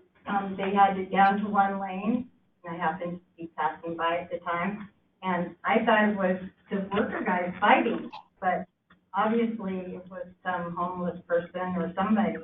And thank God there were three of them, but you guys responded very quickly and tackled the guy to the ground and handcuffed him and took him away. And that's the way police work should be done. Thank you. Yeah, he was suffering mental illness episode, and he was taken to White Memorial Hospital for treatment. Because he was really angry and Combative. you guys. So, I mean, you guys did a really good job. It was very fast, no muss, no fuss. Thank you for protecting us. Thank you. We appreciate that. It really does to the truth. Mayor, if we could we please recess the regular council meeting and then call to order the Veterans Housing meeting, please? Because we have Santa Ana ready to go on their information. And then we'll come back to closed session afterwards. Okay, so should we take a break or should we just go into the meeting? Just a minute for us to, get the video. You ready? Okay, let me get them ready. Hold Just on. give us 1 minute. Okay. It's not very loud. Is it loud? No, it's not. Well, it was. Oh. I mean, now it's. Yes. We could turn it up, that's fine. I don't need to be loud.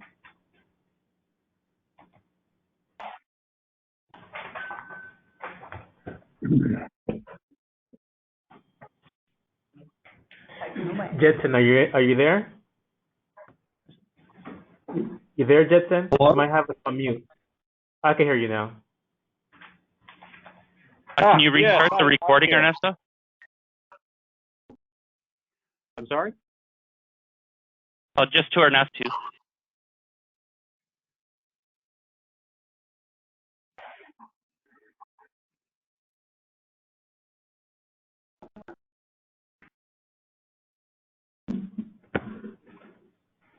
Okay. Before we go in this, did you want to say something? I forgot to add. Oh, thank you. Thank you. We haven't recessed yet. I just have, Freddie has one last comment that he would like to make to city council. So sorry.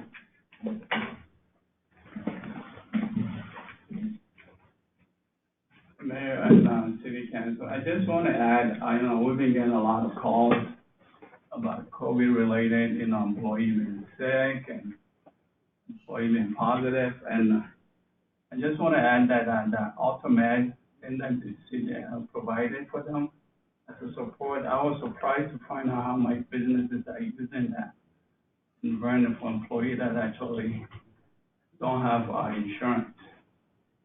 And it was really kind of telling to know that that was a resource that these folks can actually go and use it, not only get tested, but they get screened for the medical issues that have come up. So I know when that came up, a lot of money to give away, but I think Vernon businesses, at least the ones that don't have insurance, have taken advantage of using that. And I think because the city was able to support them, I think when employees coming from Vernon, they kind of get a preferential treatment, which is a good thing that they're doing. So I just want to let you guys know through your help and doing that, I think you have a lot of these employees that unfortunately they work, but they have no insurance.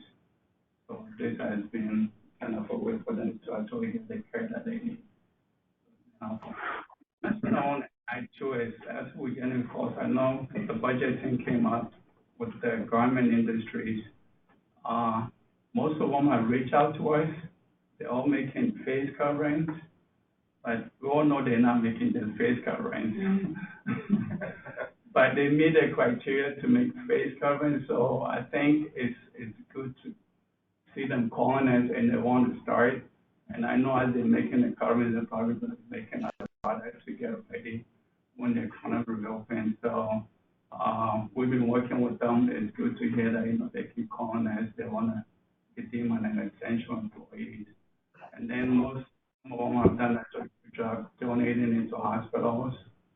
places.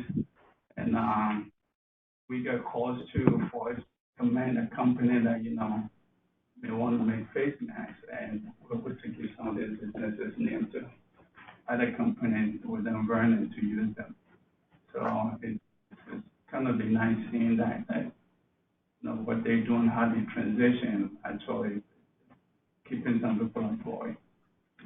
And it'd be nice, Freddie, if you keep track of some of our local heroes so we could We've done appreciate so, them. Yes, we've done that, and once all is said and done, we want to recognize this business, how quickly they were able to transition. And the thing to that's amazing, so you guys should know last time is, I didn't realize how great Vernon businesses do and how they integrate in the whole supply chain. People have no idea. I mean, I didn't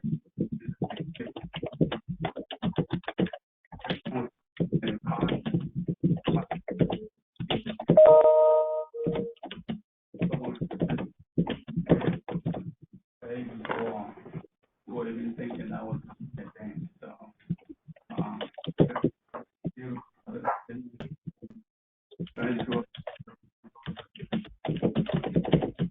Last to add is that sadly we've had multiple cases in Vernon with City of Vernon employees testing positive for COVID-19, and we've had business employees test positive. We recently found out last night that we have our first resident that has tested positive for COVID-19.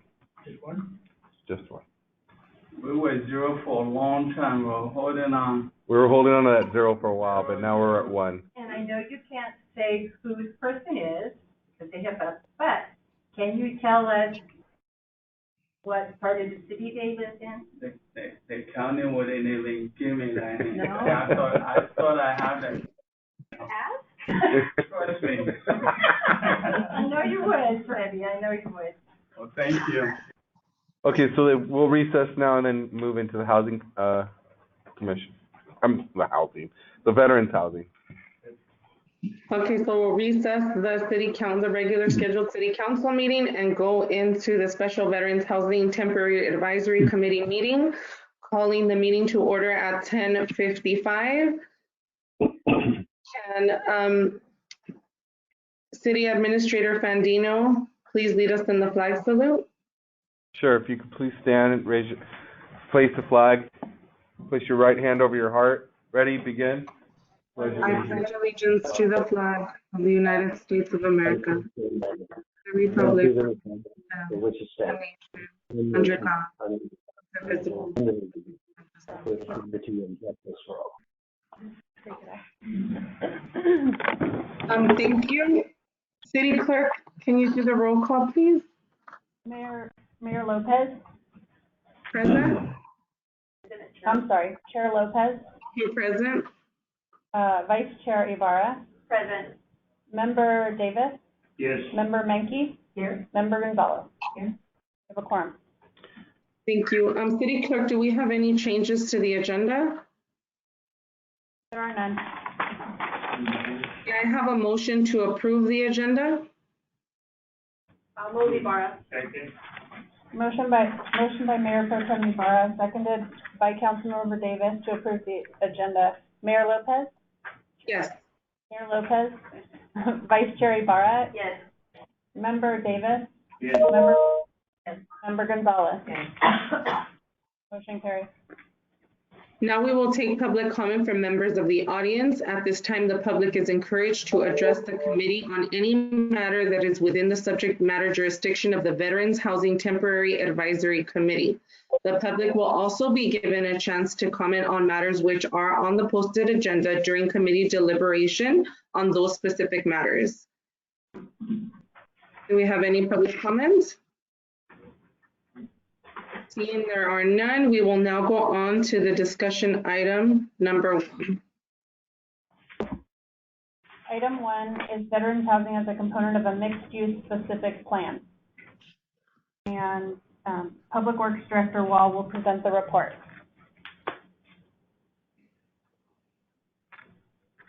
Could you get the right presentation up, please? Yes, one moment, please. Not that one.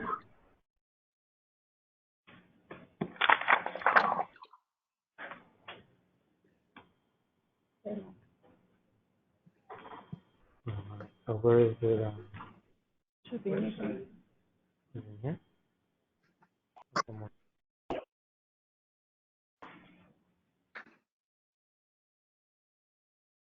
And just information for council, are we gonna, Yeah. I'll pass this up.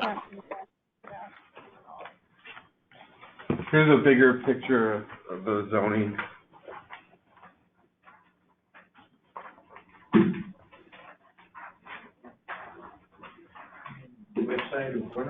I know, west side is just my name, but we can name it anything you guys like.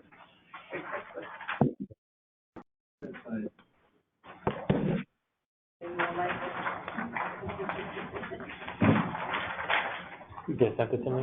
No. Oh, okay. Okay. I can walk everyone through this without the slides. So there's only one area in the city that's zoned for housing of any kind, and it covers about half a block on one side of the street. And this is the site of the Vernon Village Park Apartments. All other housing in Vernon existed before the current zoning code was adopted in April of 2015. And because of the way the zoning code is, no new housing of any kind, including veterans housing, not even converting an existing building into housing, can currently be done anywhere else in Vernon. To build housing anywhere else, there needs to be a change in zoning. So how do we change zoning? To allow for housing or other types of development not currently allowed in the city. Any changes in zoning should be made through a carefully thought out plan. A document called the general plan. Oh, I see it's up. If you could go to slide 2, please. There we go. So any changes in zoning should be made through a carefully thought out plan. A document called the general plan establishes the overall framework for a city's development. It provides an overall high-level, long-term vision for the community's growth, and that vision would include general goals, policies, and maps to guide decisions on zoning and land use. General plans cover all land in a city and are by their very nature very broadly focused. Our general plan is very supportive of industrial, but is not very supportive of non-industrial uses. Instead of covering the whole city, a specific plan covers a much smaller area and is very narrowly focused and is more detailed. Specific plans say what land use can occur in that smaller area. They set limits on the types of land use, the types of buildings, the intensity of development, and what the buildings will look like. Specific plans guide zoning and allowable land uses, subdivisions, public facilities, and future development agreements for a given area. All of this in the specific plan is to ensure that the area develops in a way that meets the community's collective vision for that specific area. Next slide, please.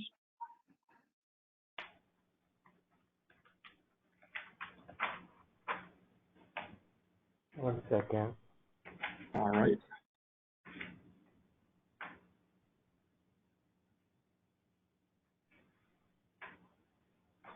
It's the one that was above that. There we go. Right. So slide 3. There we go. A good mixed-use specific plan based on land use, environmental, and economics studies will not just allow for mixed-use development, but will serve as a tool that encourages and invites the development community to invest in Vernon. While the exact boundaries of the specific plan area will be determined during the specific plan process, as a start, we're generally looking at the west edge of the city, and that's shown on this slide and outlined in red. Next slide, please. The overall goals of the mixed-use specific plan include leveraging our location adjacent to the Arts District in downtown Los Angeles to bring about revitalization while creating a strong community identity and sense of place, increasing the level of goods and services available to residents of the community, providing new employment and housing opportunities, including veterans housing, developing a unique destination point which attracts shoppers and diners from outside the community, and strengthening the city's tax base.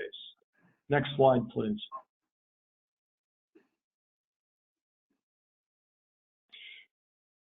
So the process of creating the specific plan will be an iterative one that kicks off with preliminary meetings held with the city council, both collectively and with individual members, with the public.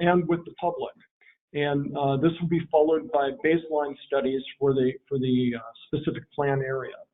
Findings from those baseline studies and from the information collected at the preliminary meetings will be used to craft a draft specific plan that will then be refined and developed through continued input from the city council, city staff, and members of the public. During the development of the specific plan, feasibility studies will be conducted to help further refine the specific plan and to serve as the basis for a programmatic EIR. A programmatic EIR is an EIR that covers all feasible future development within the specific plan area, and it serves to streamline the development process and allows for the city to think about area-wide mitigations rather than dealing with these mitigations on a project-by-project basis. A strong specific plan coupled with a programmatic EIR demonstrates that Vernon welcomes investment by the real estate development industry in new types of projects for the city, such as veterans housing. This concludes my report.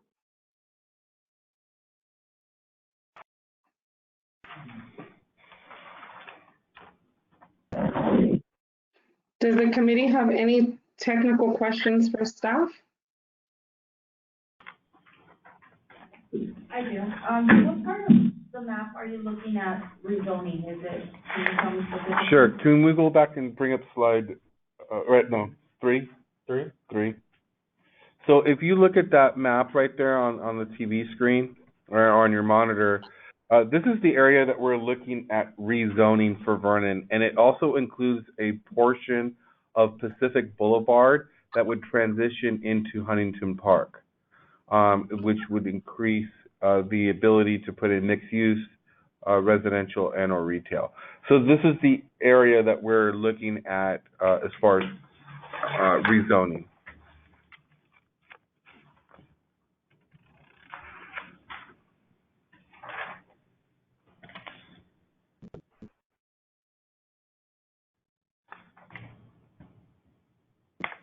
Any other questions by City Council?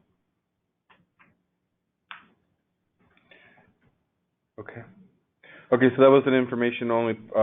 We'll go on to number 2.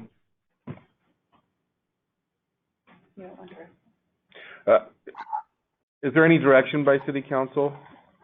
Is there anything that you'd like to see changed or that you don't think we're going in the right direction?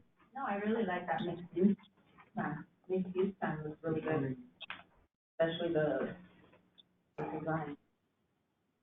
That design was really good. So that design that you see up there is something that you see in the Arts District, and that's what we want to kind of try to bring over. It's growing also from the west side into LA.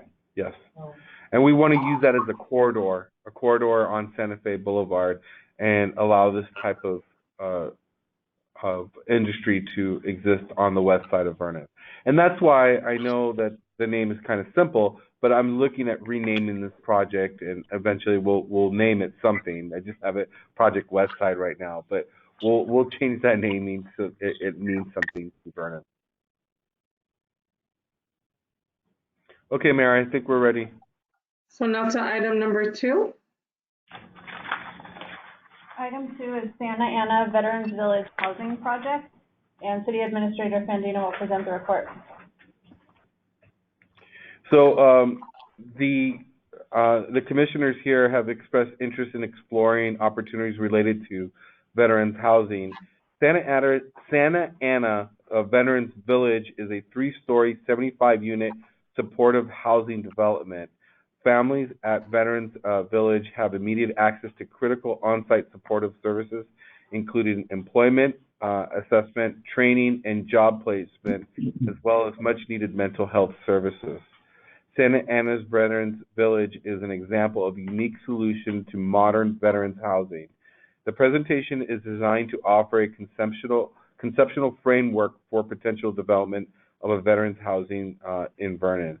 So I'd like to turn it over to Santa Ana, and they're going to talk a little bit about how they tackled their veterans housing. Thank you very much, Mr. City Administrator, as well as members of the City Council and the Esteemed Mayor. We appreciate the opportunity to talk about our project with you today and to brief your committee on our Veterans Village project. As an introduction, my name is Justin Brown. I serve as our housing manager on behalf of the City of Santa Ana. I oversee all of our affordable housing development activities as well as our housing authority operations, and serve under the leadership and direction of Mr. Stephen Mendoza, our Community Development Agency Director, and Ms. Christine Ridge, our City Manager. I'm actually joined here today by Mr. George Searcy. Hi, everyone.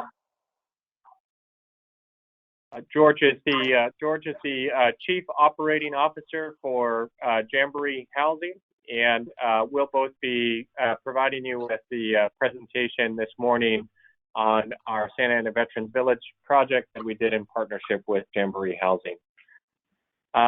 So to start with, these projects to bring them to fruition take a long time, quite a long time, right? And following that terrific presentation by your Public Works Director on your specific plan and the requirements for your zone changes,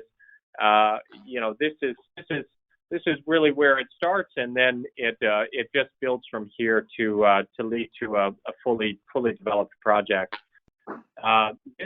For us, this project started back in July 2016, and we ended up selecting Jamboree Housing as our partner to develop this project in April 2017, and then the partnership now is coming to fully fruition. The project is scheduled to receive their certificate of occupancy actually next week.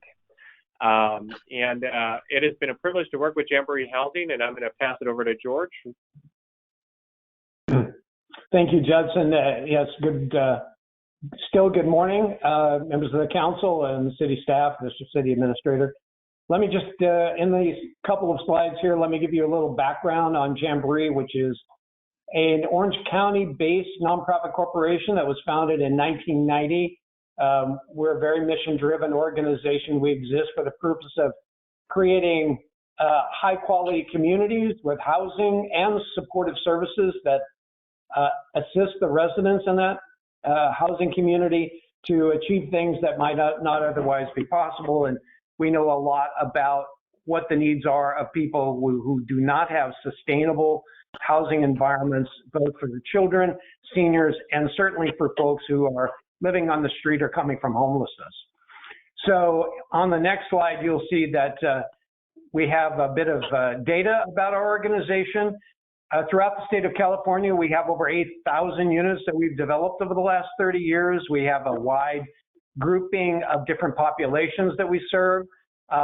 Most of our 18,000 residents are working families, but a group of them are senior, frail, elderly seniors who have low incomes.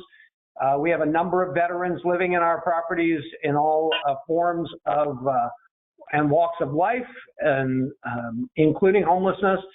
And then we have 475 homeless and mental health units throughout our portfolio.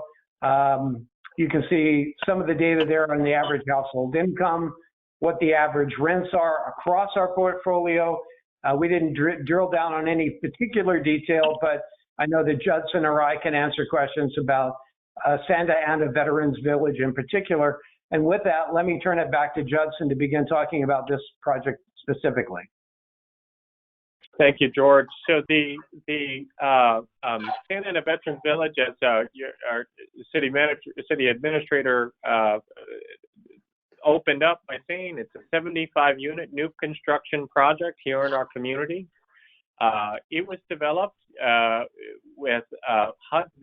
project-based vouchers, so 75 HUD-VASH project-based vouchers that our Housing Authority was awarded, and 100% of the units are reserved for veterans and homeless veterans, with 20 of those units reserved for residents with a mental illness diagnosis.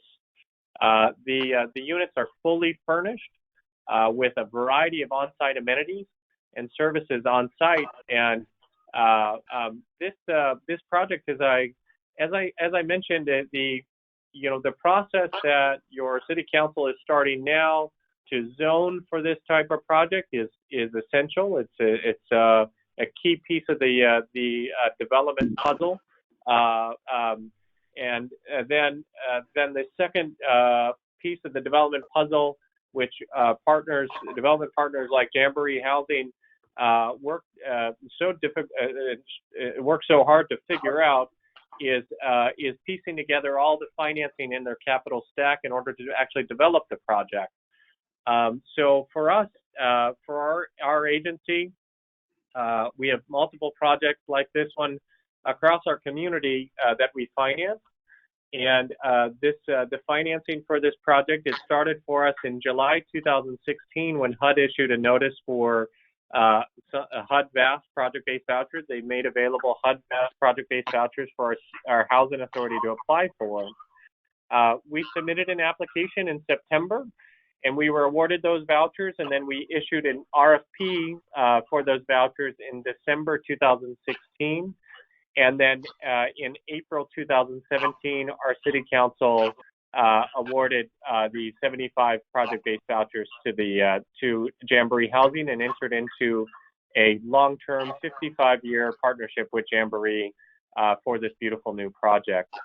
That was the first funds in the capital stack for Jamboree, and then they began working to piece together all of their other sources of financing in order to develop this project, which ended up including the 20 units you see here that are reserved for residents with a mental health illness diagnosis.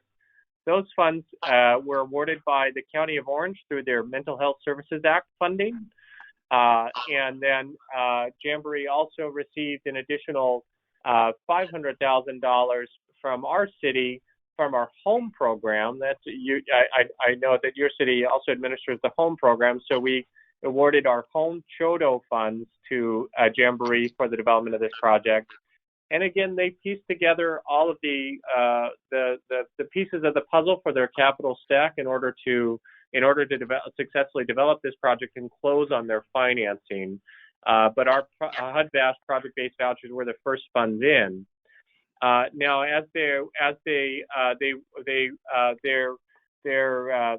design into this project was so exciting for the city of Santa Ana and for our mayor and city council to enter into this partnership, and it really built on Jamboree's vast 3 decades of experience across the state of California in developing this kind of housing, and really promoting and fulfilling the exact intent and goals of our city council to provide a housing for homeless veterans in our city. George, handed it off to you to discuss more about your partnerships. Yeah, thank you, Judson. I just might mention, to follow on to your comment there regarding the council discussion about a specific plan amendment for part of their community.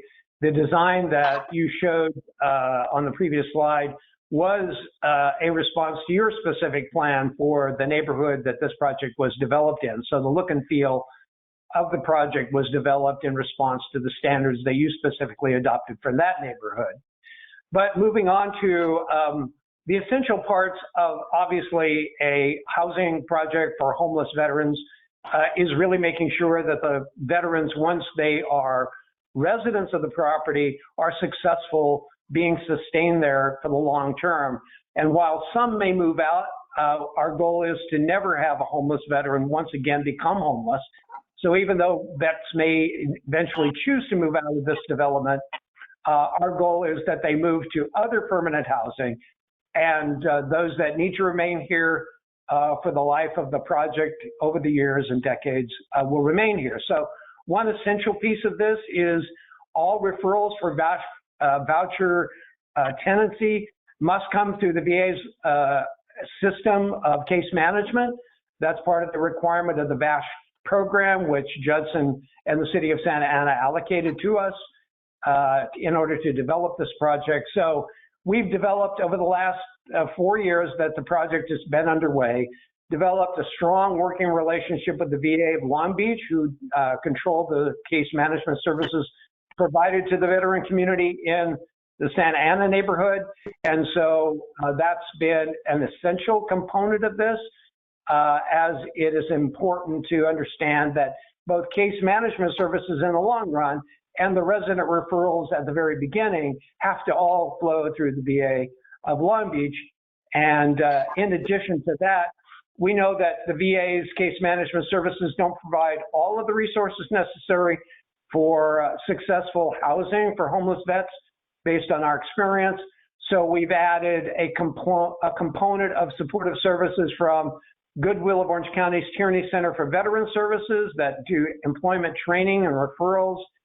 Veterans Legal Institute based here in Orange County provide pro bono legal assistance without regard to what issue a veteran is struggling with legally. And we also provided some clinical supports through an organization here in Orange County called Strength and Support. These organizations are all providing their services pro bono to our residents and to any veteran resident in the neighborhood who chooses to walk in. City of Santa Ana very, I think, thoughtfully agreed to provide the approvals for our project that allowed for a storefront veteran services component that we think it looks beautiful. We're in the last 2 weeks of our construction project, and the project is looking very, very strong.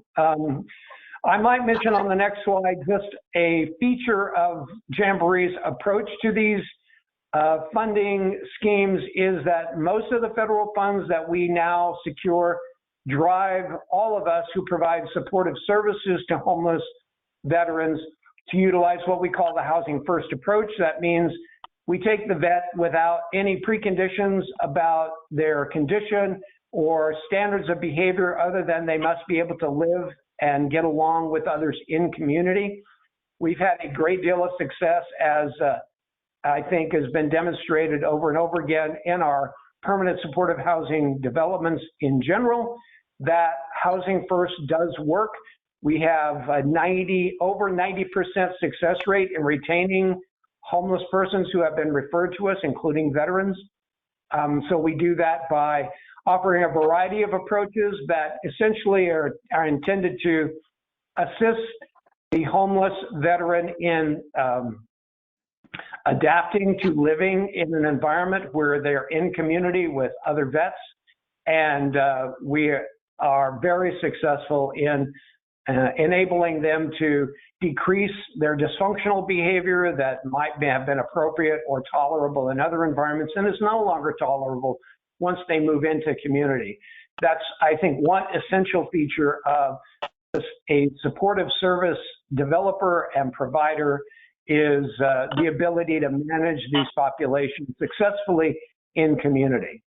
And then finally, on the next slide, Judson referred to, and he's going to talk a little bit more about exactly how we assembled the capital necessary to develop and operate this property.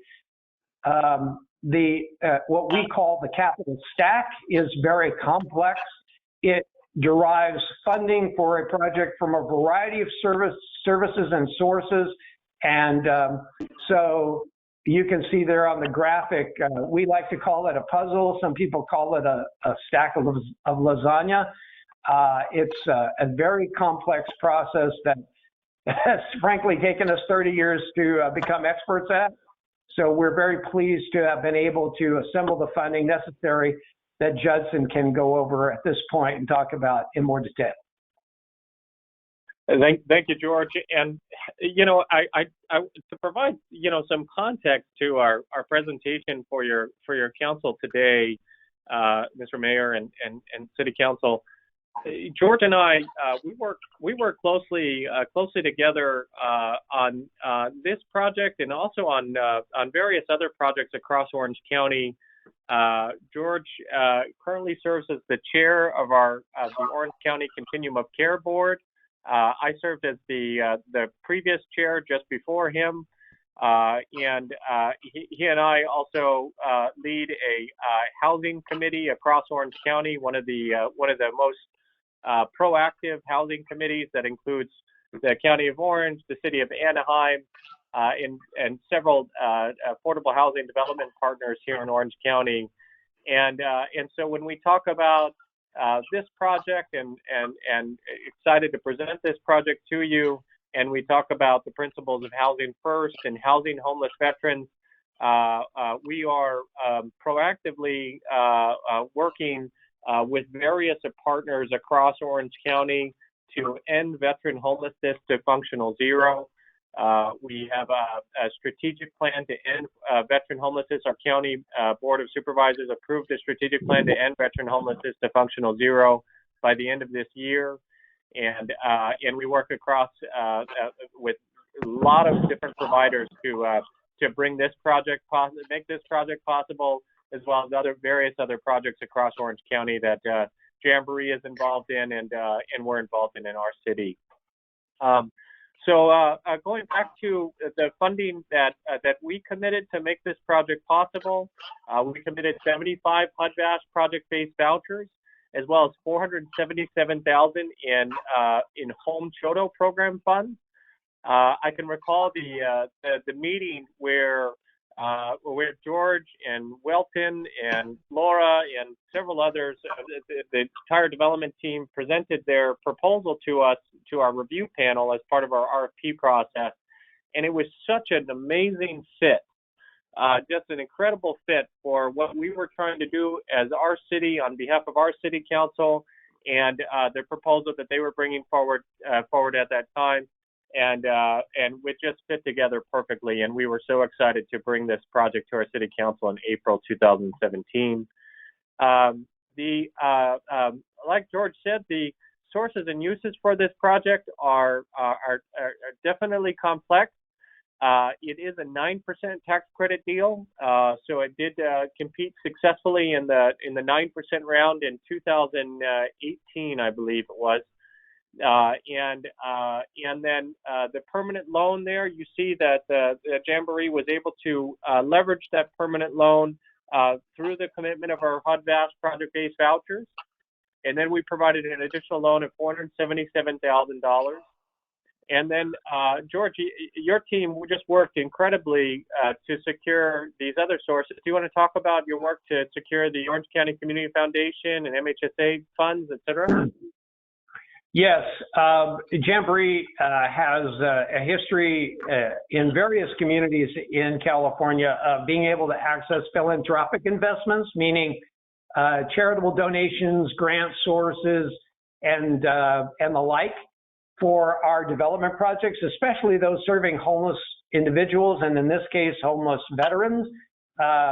We thought that was an excellent possibility, and so we went out and tested the philanthropic community, and we had an anonymous corporation donate $1.5 million, which we placed with a partnership with the Orange County Community Foundation, which will flow out to this project in a timely basis, and you can see that's filling quite a gap in the whole almost $30 million of development costs. I would say as well, Judson, the Home Depot Foundation was a competitive grant as well. So altogether there in that stack of capital that made this project possible, $2 million of it came from charitable philanthropic sources.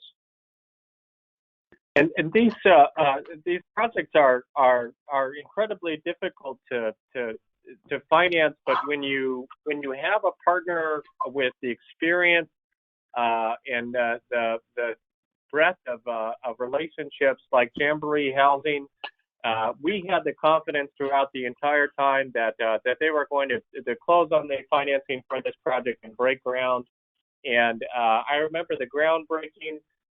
We had the County Board of Supervisors there. We had our mayor there. We had Judge Carter. I don't know if you've heard about the federal lawsuits in Orange County, but we had Judge Carter there, and just an incredible celebration to break ground. And then next week we would actually have a grand opening, but due to COVID-19, as we're all experiencing, that won't be happening at this time. But the project is set to open next week, and this partnership, you know, I just want to circle back. It started with the exact kind of conversation and the exact kind of discussion that you're having internally with your specific plan and with your public works director's presentation, and then it builds from there. And we hope to see the city of Vernon break ground on this kind of project, you know, 2 years from now, and hope to be out there to celebrate your success in developing housing for our homeless veterans who served our country. Thank you very much, Mr. City Administrator and Mayor and City Council, for the opportunity to present to you today. We're available for any questions that you have for us. Does the committee have any technical questions? I just want to thank both of you for attending the meeting and being patient with us and presenting. Thank you so much for your time today. We will be reaching out with additional questions in the future, but thank you for your time today. We truly appreciate it. Thank you very much. Thank you. Thank you.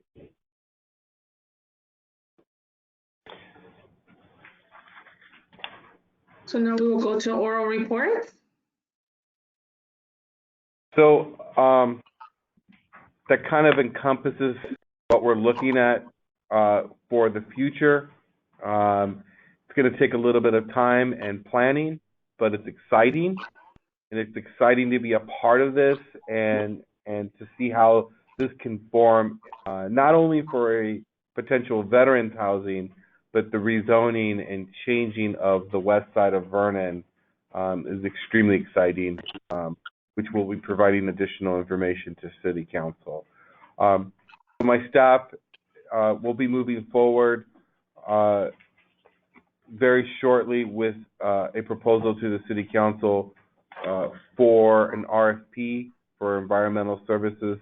We'll get that approved, and then we'll be on our way and kicking this off. So unless City Council has any other questions for me, I don't have, or the commissioners have any questions for me, then I have nothing further. Thank you. Okay. Okay. Without any further business, I adjourn this meeting at 11:30. Thank you. And now we will go back and we will go into closed session for item numbers 10 through 12.